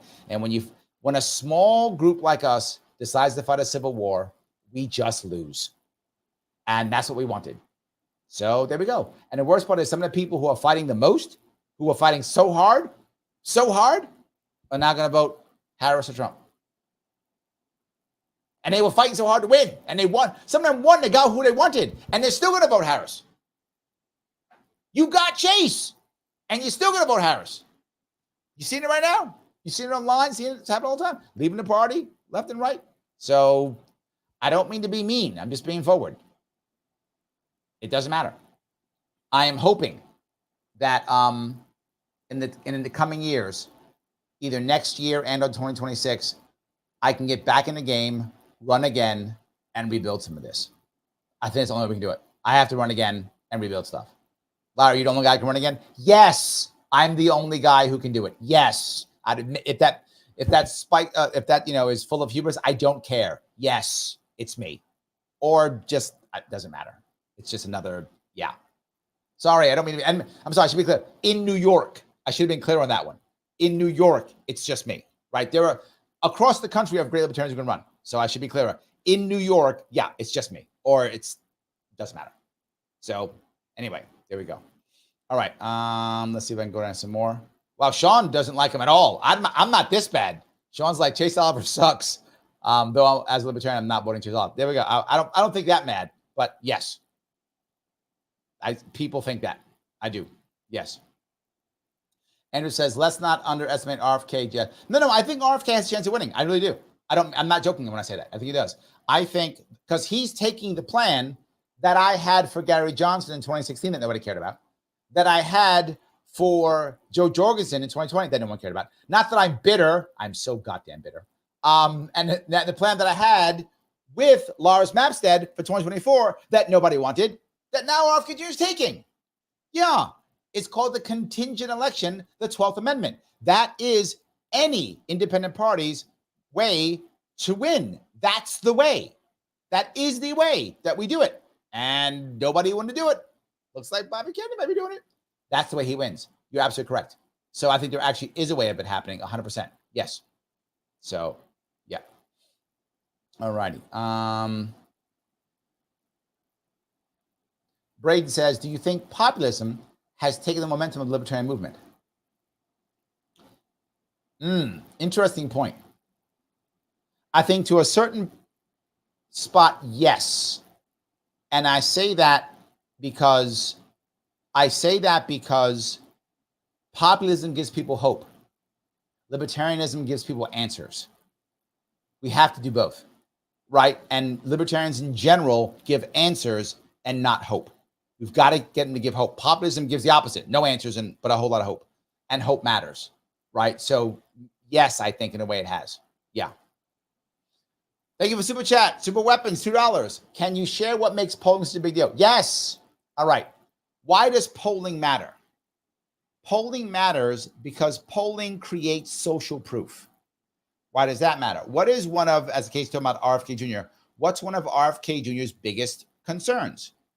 Well, you can't win. You just said it. Don't underestimate. Can't win. If people think you can't win or you aren't legitimate, they don't want to vote for you. Now, I know for those of you who've been in the third party movement, it seems kind of silly because you've been voting for losers a lot. Me too. I'm with you. I'm one of you. I'm with you. But people want to be, and it's emotional. They want to vote for a winner. I know it doesn't make any sense because this is someone who's going to run your life. But, sadly, it depends on the city. In New York City, they're going to run your life. In certain cities, they won't run your life. But New York City, they run your life. So you'd want somebody who would fit at least something the way no. They want to vote for a winner. But something else. Any third-party candidate, just being in a poll means you are now a player. You're real. So when people see, for example, RFK Jr. getting 5% in the poll, they go, oh, 5% of people are voting for him? Huh. Now I want to look him up. Now I want to see if he makes any sense. Now when he goes on a podcast, I might listen now. It validates the person. That's why polling's such a big deal. But I go one step further. Some of you don't know this. How do you get in the poll?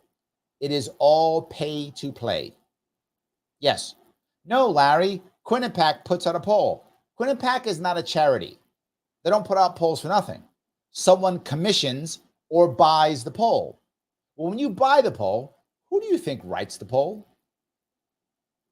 The guy who buys the poll. Yes, I have written polls before as a consultant, political consultant. I have written more than one poll in my life. I've written polls before, so I create the questions. Yes, of course, the way I want them to come out. Of course. That's what people do. Political consultants do that. They write polls. Of course they do. Right? So if I'm going to write a check for a poll, so Super Weapons, your Super Weapons Polling Company, LLC, you poll for me. I commission the poll, right? I pay for it. I give you the questions. So I don't like whatever, Cornel West. He's not my poll. Why? Because I wrote the poll. I bought it. So I put who I want in the poll. Whatever. I just want to put Harris and Trump in the poll. No one else goes in the poll. Yeah. I found that out the hard way in 2018. 2018, when I'm running, I'm rocking and rolling on all the big shows, raise $500,000 on the ballot, all awesome, can't get in the poll. So we literally, the team calls the polling company. Why is Larry not in the poll?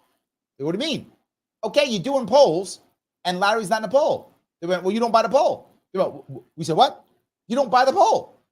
We got to buy the poll. Yeah, buy the poll, you're in the poll. Write the question, but you put yourself in. No worries. Oh, how much the poll cost? $40,000. Yes. I only raised $500,000. How am I going to pull $40,000 to a poll where I might not even show up well in? Who knows what's going to show up in 20? I had no idea. I'm going to drop $40,000 of donor money. I'm going to drop 40 grand in a poll. I look back now, I should have dropped 40 grand in a goddamn poll. I should have. But I just couldn't imagine myself doing that with donor money. I just couldn't imagine myself doing it. But I was wrong. Polling matters that much. I should have been in the poll. I should have bought like a Quinnipiac or one of those goddamn polls. I should have been in it. It is all pay to play. So here's the next thing. When the people who are players and big donors see you in a poll, they know you can afford to buy a poll. So now big donors go, oh, someone else is putting money behind Larry? Huh. Maybe I should put some money behind Larry. And all of a sudden now the phone rings. You start getting money. Now I know it seems weird. That's how that works. But Larry, does money matter in politics? 100% yes. So much. And for all of you who say, no, it doesn't, you are absolutely not full of crap. Of course it matters. Now, it isn't always the number one thing, to be clear. And just because you spend the most money doesn't mean you win. I'm not saying that. But there's a level of money you have to have, just have any chance of doing anything, depending upon the race, obviously. But if you can't hit that threshold, it does not matter. It does not matter. You're not having any chance. You got to get at least that threshold so you can do things like buy. Not just that. We found that again, 2018, when I ran. Hey, why am I not being covered in the press? Oh, you don't buy ads. What? You don't buy ads. Buy ads will cover you. Yes. Buy some ads. We'll put you on the show. Yep. Pay to play. So you can't afford to buy ads. Well, that's why you can't get on a TV show. That's why you can't get on a radio show. You don't buy ads. Buy some ads on a radio show. All of a sudden, they're calling you up to get you interviewed. Yeah. Pay to play. That's what I'm saying. The amount of money isn't necessarily meaning you're going to win. But if you can't hit a certain threshold, you have no chance. And that threshold obviously depends upon the race. But absolutely. So thank you for super chat, by the way. I appreciate it. Super also goes on to say, had Lars got the LP nom, what's the game plan? I can't go through the entire thing, and it pains me in a way. Let me walk down it again for you. I literally talked this. I was calling delegates, and they didn't want to hear it. I talked till I was blue in the face with libertarians who did not want to hear this at all.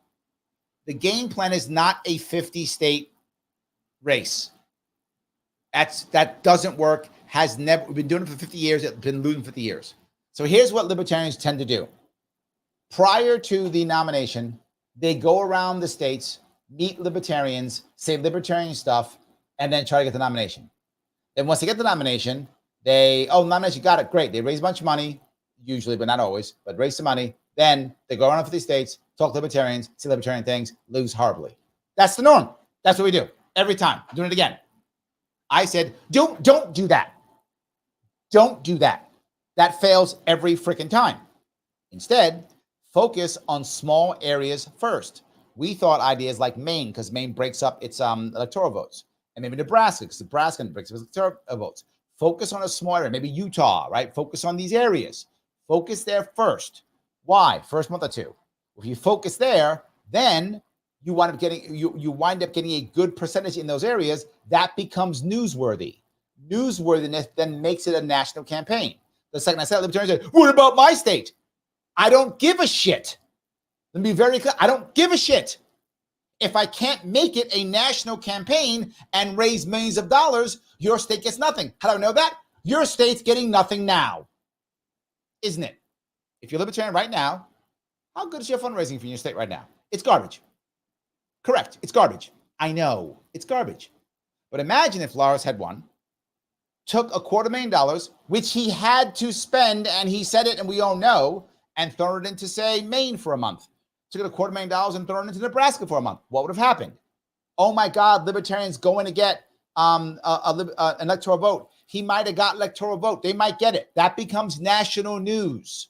Once that becomes national news, now everyone starts hearing it. It becomes a national campaign, raising national money, getting national press. You turn it into a national campaign by focusing on the local areas first. Like any good business owner, you niche first.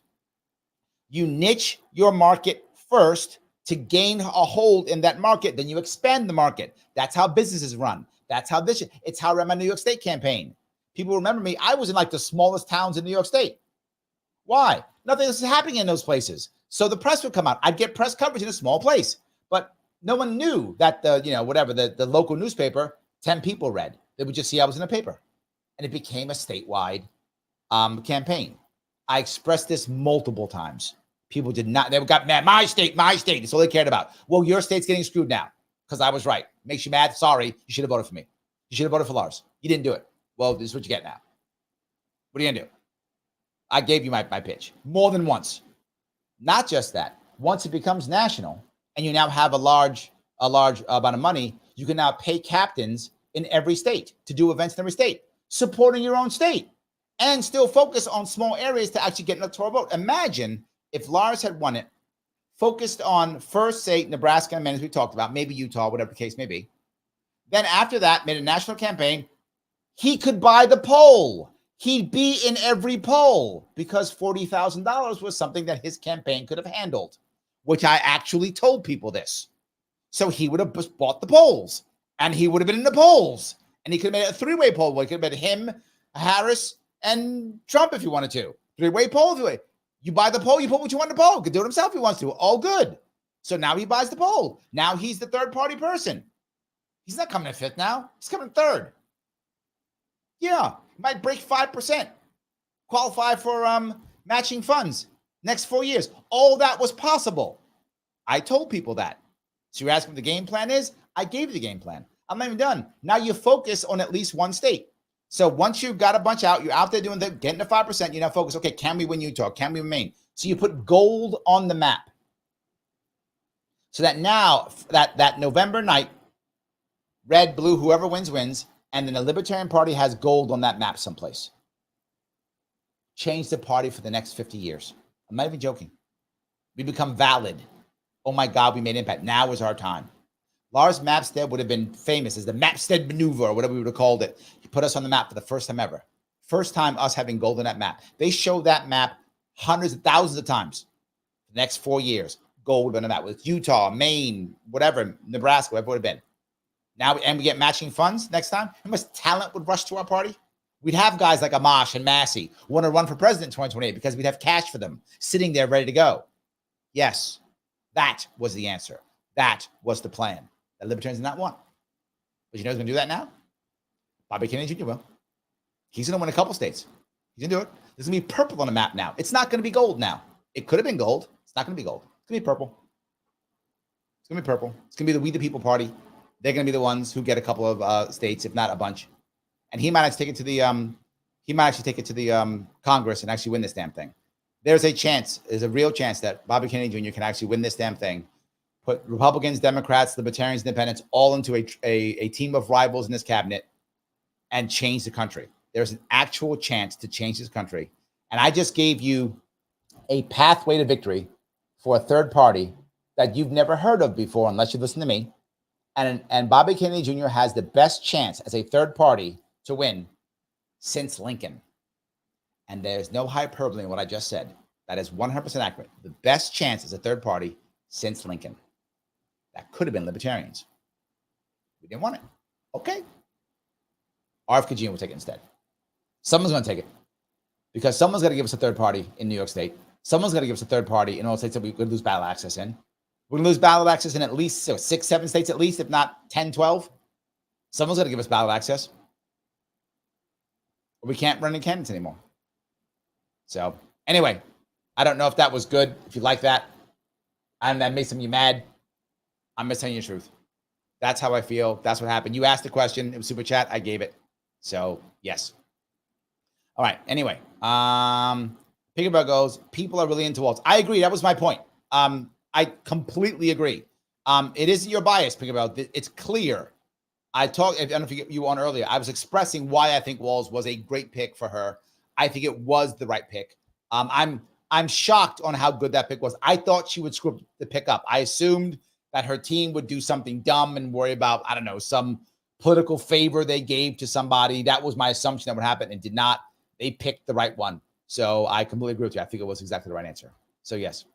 Robert says, Republicans must be willing to have a serious discussion about the material conditions of Black Americans. Yes, yes, and yes. Robert, this is the issue. And again, I'm not going to vote for Trump. That's not who I'm not a Trumpster. But Trump is the best so far when it comes to Republicans who are reaching out to the Black community. And to be forward, that's not a very high bar. It's not a high bar. Most Republicans are terrible at reaching out to the Black community. Trump is simply not bad. So, yeah. But you're right. If you really want to Blexit, if you really want it, as Kim Klacik says, if you really want to Blexit, you are correct, Robert. There has to be a real conversation about what's happening to the Black community. Otherwise, you're going to get, again, maybe 30%, 20% of the Black males, maybe 5, 10% of Black women, maybe. That's about it, if you're lucky. I think you're correct. We have to have that. Yes. All right. So I'll grab a couple more. Jonathan says, Trump is not and never has been an advocate for 2A. He is now all of a sudden. Have you heard him recently? Oh, he has changed his tune. He's all of a sudden like, get him, everybody get the guns. He's changed his tune. Now, to be forward, I don't believe it at all. I'm with you. I don't believe it. But man, his rhetoric is like, guns are great. That's his rhetoric. His rhetoric has changed. I'm with you, Jonathan. I don't buy it. But his rhetoric has definitely changed. Yes, definitely changed. All right. See if I can go down here. All right. Citizen Stewart says, as a Minnesotan, a former LP member, current Green Party member, and civil libertarian, I have been a huge Walz booster. See, I'm telling you, some of you people think Walz is a bad move. I disagree. I think he's correct. Walz was a good move. He was a good move for her. It was the right move for her. It's motivated people. It's motivated the base. It's brought some of the further left people back onto the ticket. I mean, again, I'm not going to vote for Harris, but it doesn't matter. I have eyes. I can see it. It was a good pick, right? It absolutely is a good pick. Yes. So, All right. Shelly says, if social media is any arbiter of truth, then blacks do not support Harris. Well, okay. Here's what I'll say. A chunk of black Twitter does not support Harris. I think that is an accurate statement. A chunk of black Twitter and a chunk actually of black Instagram, a chunk. But no, I think overall, black Americans do support Harris. Overall, they do. But there are chunks that don't. That's true. You can find chunks that don't. Yes. So absolutely. David says, debating Harris will not make anyone think Trump is a racist because everyone who is even slightly inclined to think that Trump already thinks he's a racist. Yes. Oh, David, that was my point. You said it better than me. Yes. Right. If someone is attacking, if someone would think that Trump is a racist, they already think he is. And to be forward, when it comes to many, and this is more for black men than black women, be forward with you. A lot of black men do think he's a racist and just don't care. They just don't care. Okay, so what? So was the last guy. A guy behind him. They're all right. I don't care. How am I going to make my life better? Do I think Trump or Harris make my life better? They're all racist. That's how a lot of more black men than women think that. But black women think it too. But clearly, that is more on the black men's side. It's like, whatever. They're all racist. I don't care. What's good? What's in it for me? So I think that's correct. The debate will change no minds. See, David, I think the second piece you're off on this. And the example I will give you is literally the last debate that got rid of Biden. A whole lot of minds got changed on that one. I think that aspect of the debate will change no minds. But I think the debate can change a mind. What if Harris freezes? What if Trump goes nuts? I mean, this stuff could happen. So I do think it's possible. Yes. So Roy says, Trump's debating strategy is personal attacks. Biden couldn't fight back. Harris can. See, if Harris fights back well, and again, I don't know. I've never seen in this. The last debate she did with Democrats, she did not do well, but that was 4 years ago. If Harris does well, I think Roy's correct. If Harris does well and she's able to punch back at him effectively, not physically, obviously, effectively, I think it can make Trump look not as strong.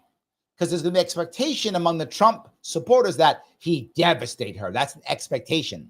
So if he doesn't devastate her, then I think Roy is a valid point. But the opposite could be too. What happens if she cracks? Again, I don't know if she will. I don't know Harris at all. Don't know. But if she cracks, I think the opposite happens. If she does crack, the world goes, we can't have her. Trump wins. I think that's the case. I agree. So yes. All right. Let's see here. Shelley says, National Libertarian Party doesn't answer for any other issues, and it makes it look bad. They should put Spike in charge, but not the detriment of what he's working on now. That doesn't work that way. Yes. Yes. Absolutely. That Liberty Lady says, there's no reason for Chase to go on the Beanie Boys show. They want to gang up on Chase. I disagree completely on that one. Look, his campaign doesn't listen to me at all. None of them do. But if any of the campaigns will listen to me, of course you go on. Right? They think, you can see it. The people who don't like Chase think he's some weak soy boy. That's what they think he is. If he shows up and whips their ass and even just defends himself effectively, he wins. Now, you're right. If he gets beat up, but then they already don't like him. So there's not much of a lose. If he goes there and gets beat up, so what? They already didn't like him anyway. They're still not going to vote for him. But if he goes there and holds on, and look, what they think Chase is, I know Chase, he is not. Chase can defend himself. Chase has been on the stage with the big boys in the past, and he held his own and struck back. Chase is not this weak guy they think he is.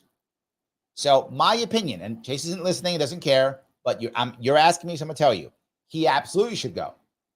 He should go, and he should fight hard. And again, if I was advising him, prep yourself, watch the shows to know how they attack, go in there, light them up, and walk out a hero. I think he should do it. And to be forward, Chase is getting his ass kicked right now. That's when you gamble, right? You don't gamble when you're winning. When you're not winning, you gamble. So yes, absolutely. I think my view is he absolutely should go on without question, and he should go and whip their ass. That's my view. If I was doing, I would be telling them that. So, all right. Libertarian says, thank you for 49 super chat, guys. Thank you so much for super chats. I really appreciate it. Making me work late on a Friday night, so I appreciate it. Thank you so much. Larry just described black men rejecting the programming, rejecting one portion at a time, creates massive gains for free humanity. Agreed, and that is my point, right? I think we're on the same page. I hope I'm not coming across as disagreeing with you because I agree with what you're saying. You said in your last one, you said reject all programming. And I said, you got to allow one here or there. And that's what I described. Exactly. One at a time. I think that's the answer, right? Showing examples of this. I agree. We're on the same page here, right? I think asking for someone, particularly if they're already kind of making money in their lifestyle from the programming, to reject all programming is just asking too much for a human being. Will there be some exceptional human beings who can do it? Of course, there's always an exceptional human beings. But the average person is not going to be able to do it. But this one at a time, yeah, they can. 100% they can. One at a time, they can reject it. I completely agree.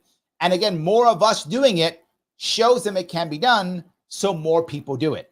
So yes, it does. It begins to grow and grow and grow. I think it's a snowball, and eventually you hit a tipping point to where it all goes over. It's just not 5 minutes. So yeah, thank you for that. I appreciate it. So yes. All right, that covered all of that here. Let's see here. David says, Jacob Greer wants libertarians to vote for Kamala Harris. Yes, and I was just talking about this. There's literally people here who are begging for people who are fighting for their guy to win. And then they want to vote for Trump or for Harris. I completely agree. Yes, absolutely. 100%. So, all righty. Shelley says, this is how Siena College to open while St. Rose is gone. Siena makes tons of money from polling. Yes, students volunteer their time. So students volunteer so that the college can get paid. Yeah. What was it about slave labor again? I'm sorry. Yes. David says, Larry is getting a bit spirited today. Yeah, you know, sometimes I do. When the right thing pops up, I get a little bit, I get feisty here or there. I do. Yes. Superwoman says, thanks for breaking it down. Yes, I was trying to break it down. Yes. I followed your campaign closely, even though I'd never been to a New York State resident. It's nosebleed nausea that no one in the LP listens to you. It drives me crazy. Superwoman, it drives me crazy. Like I say what's going to happen, then it happens, and then they ignore me. I'm like, damn it. Yes, happens all the time. Look, the reality of it is I get it. The Libertarian Party is a party of activists. It's a party that was built on activists, and people are activists about the issues they care about. And many of them are ideologues, and they care about their issues. And I get it. It's what makes us great. It also holds us back. It does both, right? Your greatest strength is also your greatest, weakness. It's how it works. And it's both for us. So yeah, it's absolutely both. Yep. All righty. That Liberty lady says, Trump's making a lot of promises. Hope he's writing them all down. Yeah. I mean, look, whoever wins, I hope. One of the reasons why I really hope that one of the third-party candidates is very well, right now it's obvious the best chance is Bobby Kennedy Jr., is because if the third party does well, the others, they'll have to do something, right? Because out of fear to do something. And the example I give is, look, both Trump and Bobby Kennedy Jr. came to the Libertarian Party convention. Why? Because they were bored? Because they know we're spearheading the third party movement. They know that. Our organization is spearheading the third party movement. And where we go, Angela McArdle, I know some of you don't like her. Doesn't matter. She's still right when she said it. She said that we will decide the election. I think she's right. She's right. If libertarian, why do you think that guy is trying to get us to go to vote for Harris? And why do you think you have guys trying to get us to all vote for Trump? Why do you think RFK Jr. is trying to get us all to vote for him? Why? Because we're the swing. That's the reason. There's give or take 5 million of us. I'm not joking. Right? Gary Johnson got 4.5 million votes. 8 years ago. The people who think like us are bigger. Doesn't mean that actual big L libertarians, there are small L and big L libertarians, about 5 million of us. 5 million people will decide this election. If the majority of us go to RFK, the majority of us go to Biden, to Harris, if the majority of us go to Trump, that can affect this election. And they know it. That's why they're kissing our butts. That's why they keep showing up. That's the reason. So they have to keep promises if we have a good showing, right? That's a critical piece. So yes. All right. Okay. Roy says, don't believe social media. Depends what you're trying to get at. I'm just saying. Yes. Just depends. All right. Pete says, with no libertarian on the ballot, who was Larry Nation voting for this November? If Bobby Kennedy Jr. is the only one on the ballot, we should be voting Bobby Kennedy Jr. No doubt. We need a third party. And his We the People party will become a third party. It'll give us a vehicle for 2025, 2026, 2027, until maybe 2028, we can get ballot access again. It's the only answer. Or don't vote. Otherwise, it's irrelevant. So yeah, I don't see any other. I don't see any other answer at all. I don't see any other answer at all. If you have another answer, I'm open to it, but I don't see any other answer at all. So yeah. All right. Jimmy says, you don't gamble when you're winning. Yes. Which is why Harris is staying low key and keeping her message simply packaged. Yes. Jimmy, you get it. Jimmy is correct. Yes. Trump, on the other hand, is flailing, which is why he's being increasingly erratic. Yes. Here's the issue with Trump. When Trump is not focused, he has trouble, which is why I think if you were here earlier, I was talking about how Laura Loomer, who she's been on the show before, who loves Trump. She just loves him. She's upset. She's tweeting like, what's going on? Why is it not working? If Trump gets focused, if he does, he is a powerhouse. That guy can move crowds. That guy can draw a crowd. That guy can move people. If he gets focused, it'll work. My issue is I had a chat. If you remember, I did a show last week with Mike Voss talking about Trump's, when he went on the National Association of Black Journalists, when he went there. And my biggest complaint was his team screwed him over or he's not paying attention to his team. One or the other. He was not prepped for that. He went in cold. He went in scrapping. He didn't do bad because he normally scraps. But he could have been prepared way better. So either his team let him down or he ignored them or both. If that keeps happening, Jimmy, Trump is in trouble. If that keeps happening, Trump's in trouble. He either needs to get a team that can prepare him better or he needs to listen. I don't know which one of those is happening. Whichever one is not happening, he's got to fix. He's got to fix now. If he fixes it and he gets back on his game when he's focused and out in front of people and doing the lock him down and the sanctimonious and the stuff that he does well, he's out of court now. So he could be on that campaign trail every day, rocking what he does best. If he's focused, he's got a shot. He can easily beat her. He can do it. He doesn't, he's going to lose. That's why someone earlier, I forgot who asked me, who do I think is going to win, honestly? That's an important piece. Is Trump going to get back on his game or not? If he doesn't get back on his game, he's going to be erratic. You're right. If he actually does debate with Harris, she's going to defend herself well, like Roy says. He's going to look terrible, 100%. Not going to work. But if he gets on his game, I think you have a very valid point, Jimmy. Thank you for that. I really do. I appreciate that. Yep. David says, yes, Spike for LNC chair, Larry for vice chair. I thought you liked us. Why would you punish us like that?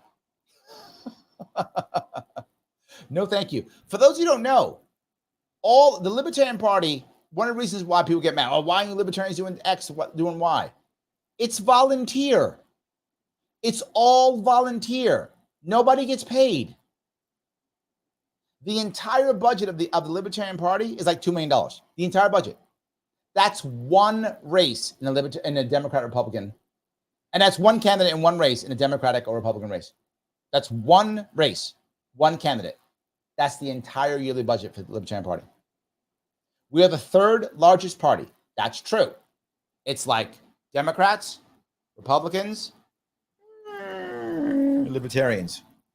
But we are the third. It's true, but we're way below them. It's not even funny. All of their officers get paid 6 figures a year. You're the LNC, you're the DNC chair, you're the RNC chair. You're getting 6 figures a year to do that job. Pay 6 figures for the LNC. We'll have some talent in the LNC. You can guarantee that. We'll have some talent.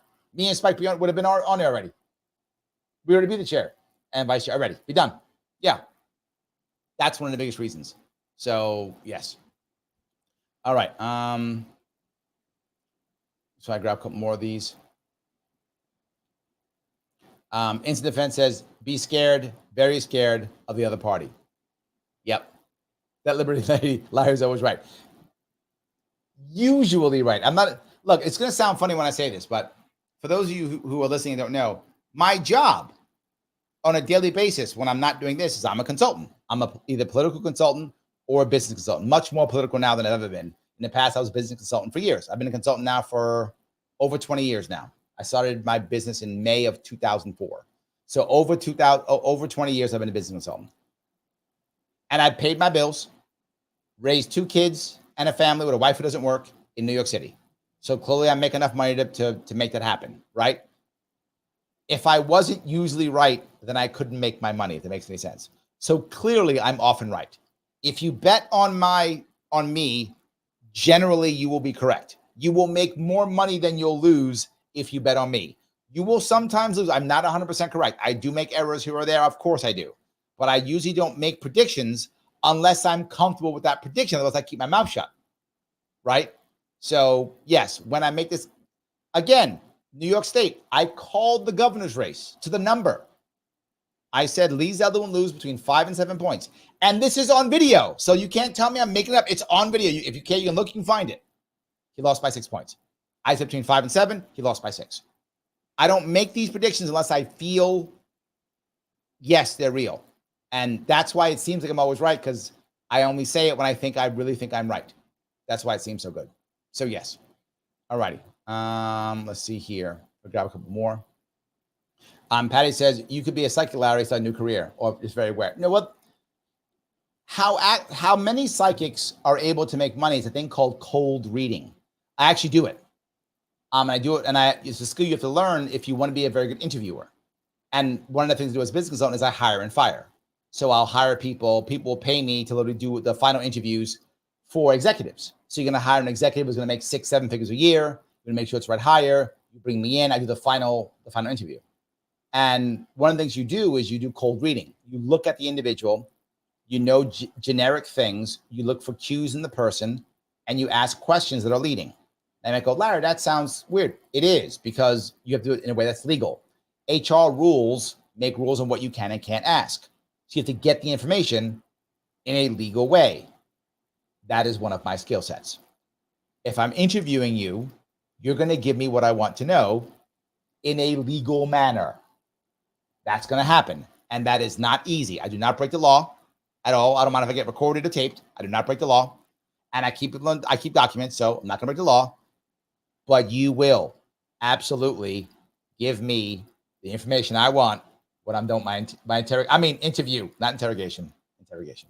Yes, I will. So yes, doing that, you wind up making it happen. The person believes that you can almost read them. The person knows that you can do it. And I began learning that it's like 30 years ago. The first, I don't want to tell you my stuff because then I'm gonna get in trouble. So I'm done. Anyway, yes, you are correct. Yes, you are correct. All right, here we go. All right. Grab a couple more of these. Let's see here. Roy says social media makes false things seem true. Then when proven false, folks think it's a conspiracy rather than reality. I think it happens often. I think that's true. I think it happens often. Yeah. I think it's often. That happens often. Yes. Ira says, in Florida, vote for Fina Bonoan. I love Fina. I had her on my show too. I went and raised money for her. Rick Scott betrayed Florida as governor when the Parkland gun control bill was signed, introducing the first unconstitutional red flag gun law. Oh, was that the first one? I actually didn't know that. Ira, thank you for that. I did not know what the first one was. Thank you. There we go. Now I know. You don't prohibit a person from possessing a firearm without due process of the law. Yep. Absolutely. I love that. Thank you for that. I did not know that piece of trivia, I think. Yes. The libertarian lady says, but you admit when you're wrong. That's true. I do. That small percentage, again, I consider you a Liberty mentor. Liberty Dad brought me locally to the party. People like you keep me here. Oh, That's nice. That is nice. I like that. That is very good. That's pretty cool. Guys, before I know I've been yapping, I'm going to do one more thing. No, guys, please, if you haven't clicked the button that is like, please click that button now. If you haven't clicked it, please click it now. I'm not joking. Every little click, man, I get shadow banned horribly. I have to stream this on 8 different platforms so I can get enough views. On any given platform, I hardly get any. It's 8 of them together that I get any, and then one of them might go viral. So please, whatever one you're watching, please click the like button. It does matter. Thank you guys all for the super chat. It's amazing. If you haven't subscribed, please subscribe. If you haven't either retweeted or shared, please do that too. They're all good. If you want to hook me up, you can always become a member. That's awesome. It's $29 per month. Click that join button on YouTube. That helps me to do more of this and less of that silly other consulting I do. And if you guys want classes on them, I'm happy to do it.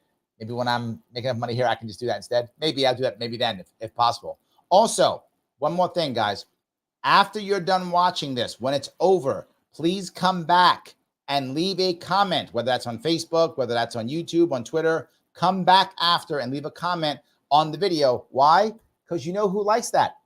Mr. Al Gore Rhythm. He likes it very much. That guy loves when you do that. So since he loves it so much, please make him happy. I want to make Mr. Al Gore Rhythm. I want to make him happy so that he will shine his light on me. So please, if you can, click the like button, guys. I appreciate it. I am going to be here tomorrow. Tomorrow at 7 p.m. we'll do another show. I'm going to be out for 2 days straight doing fundraising, but tomorrow I will be here, 7 p.m. Join me if you can live. I will see you all very soon.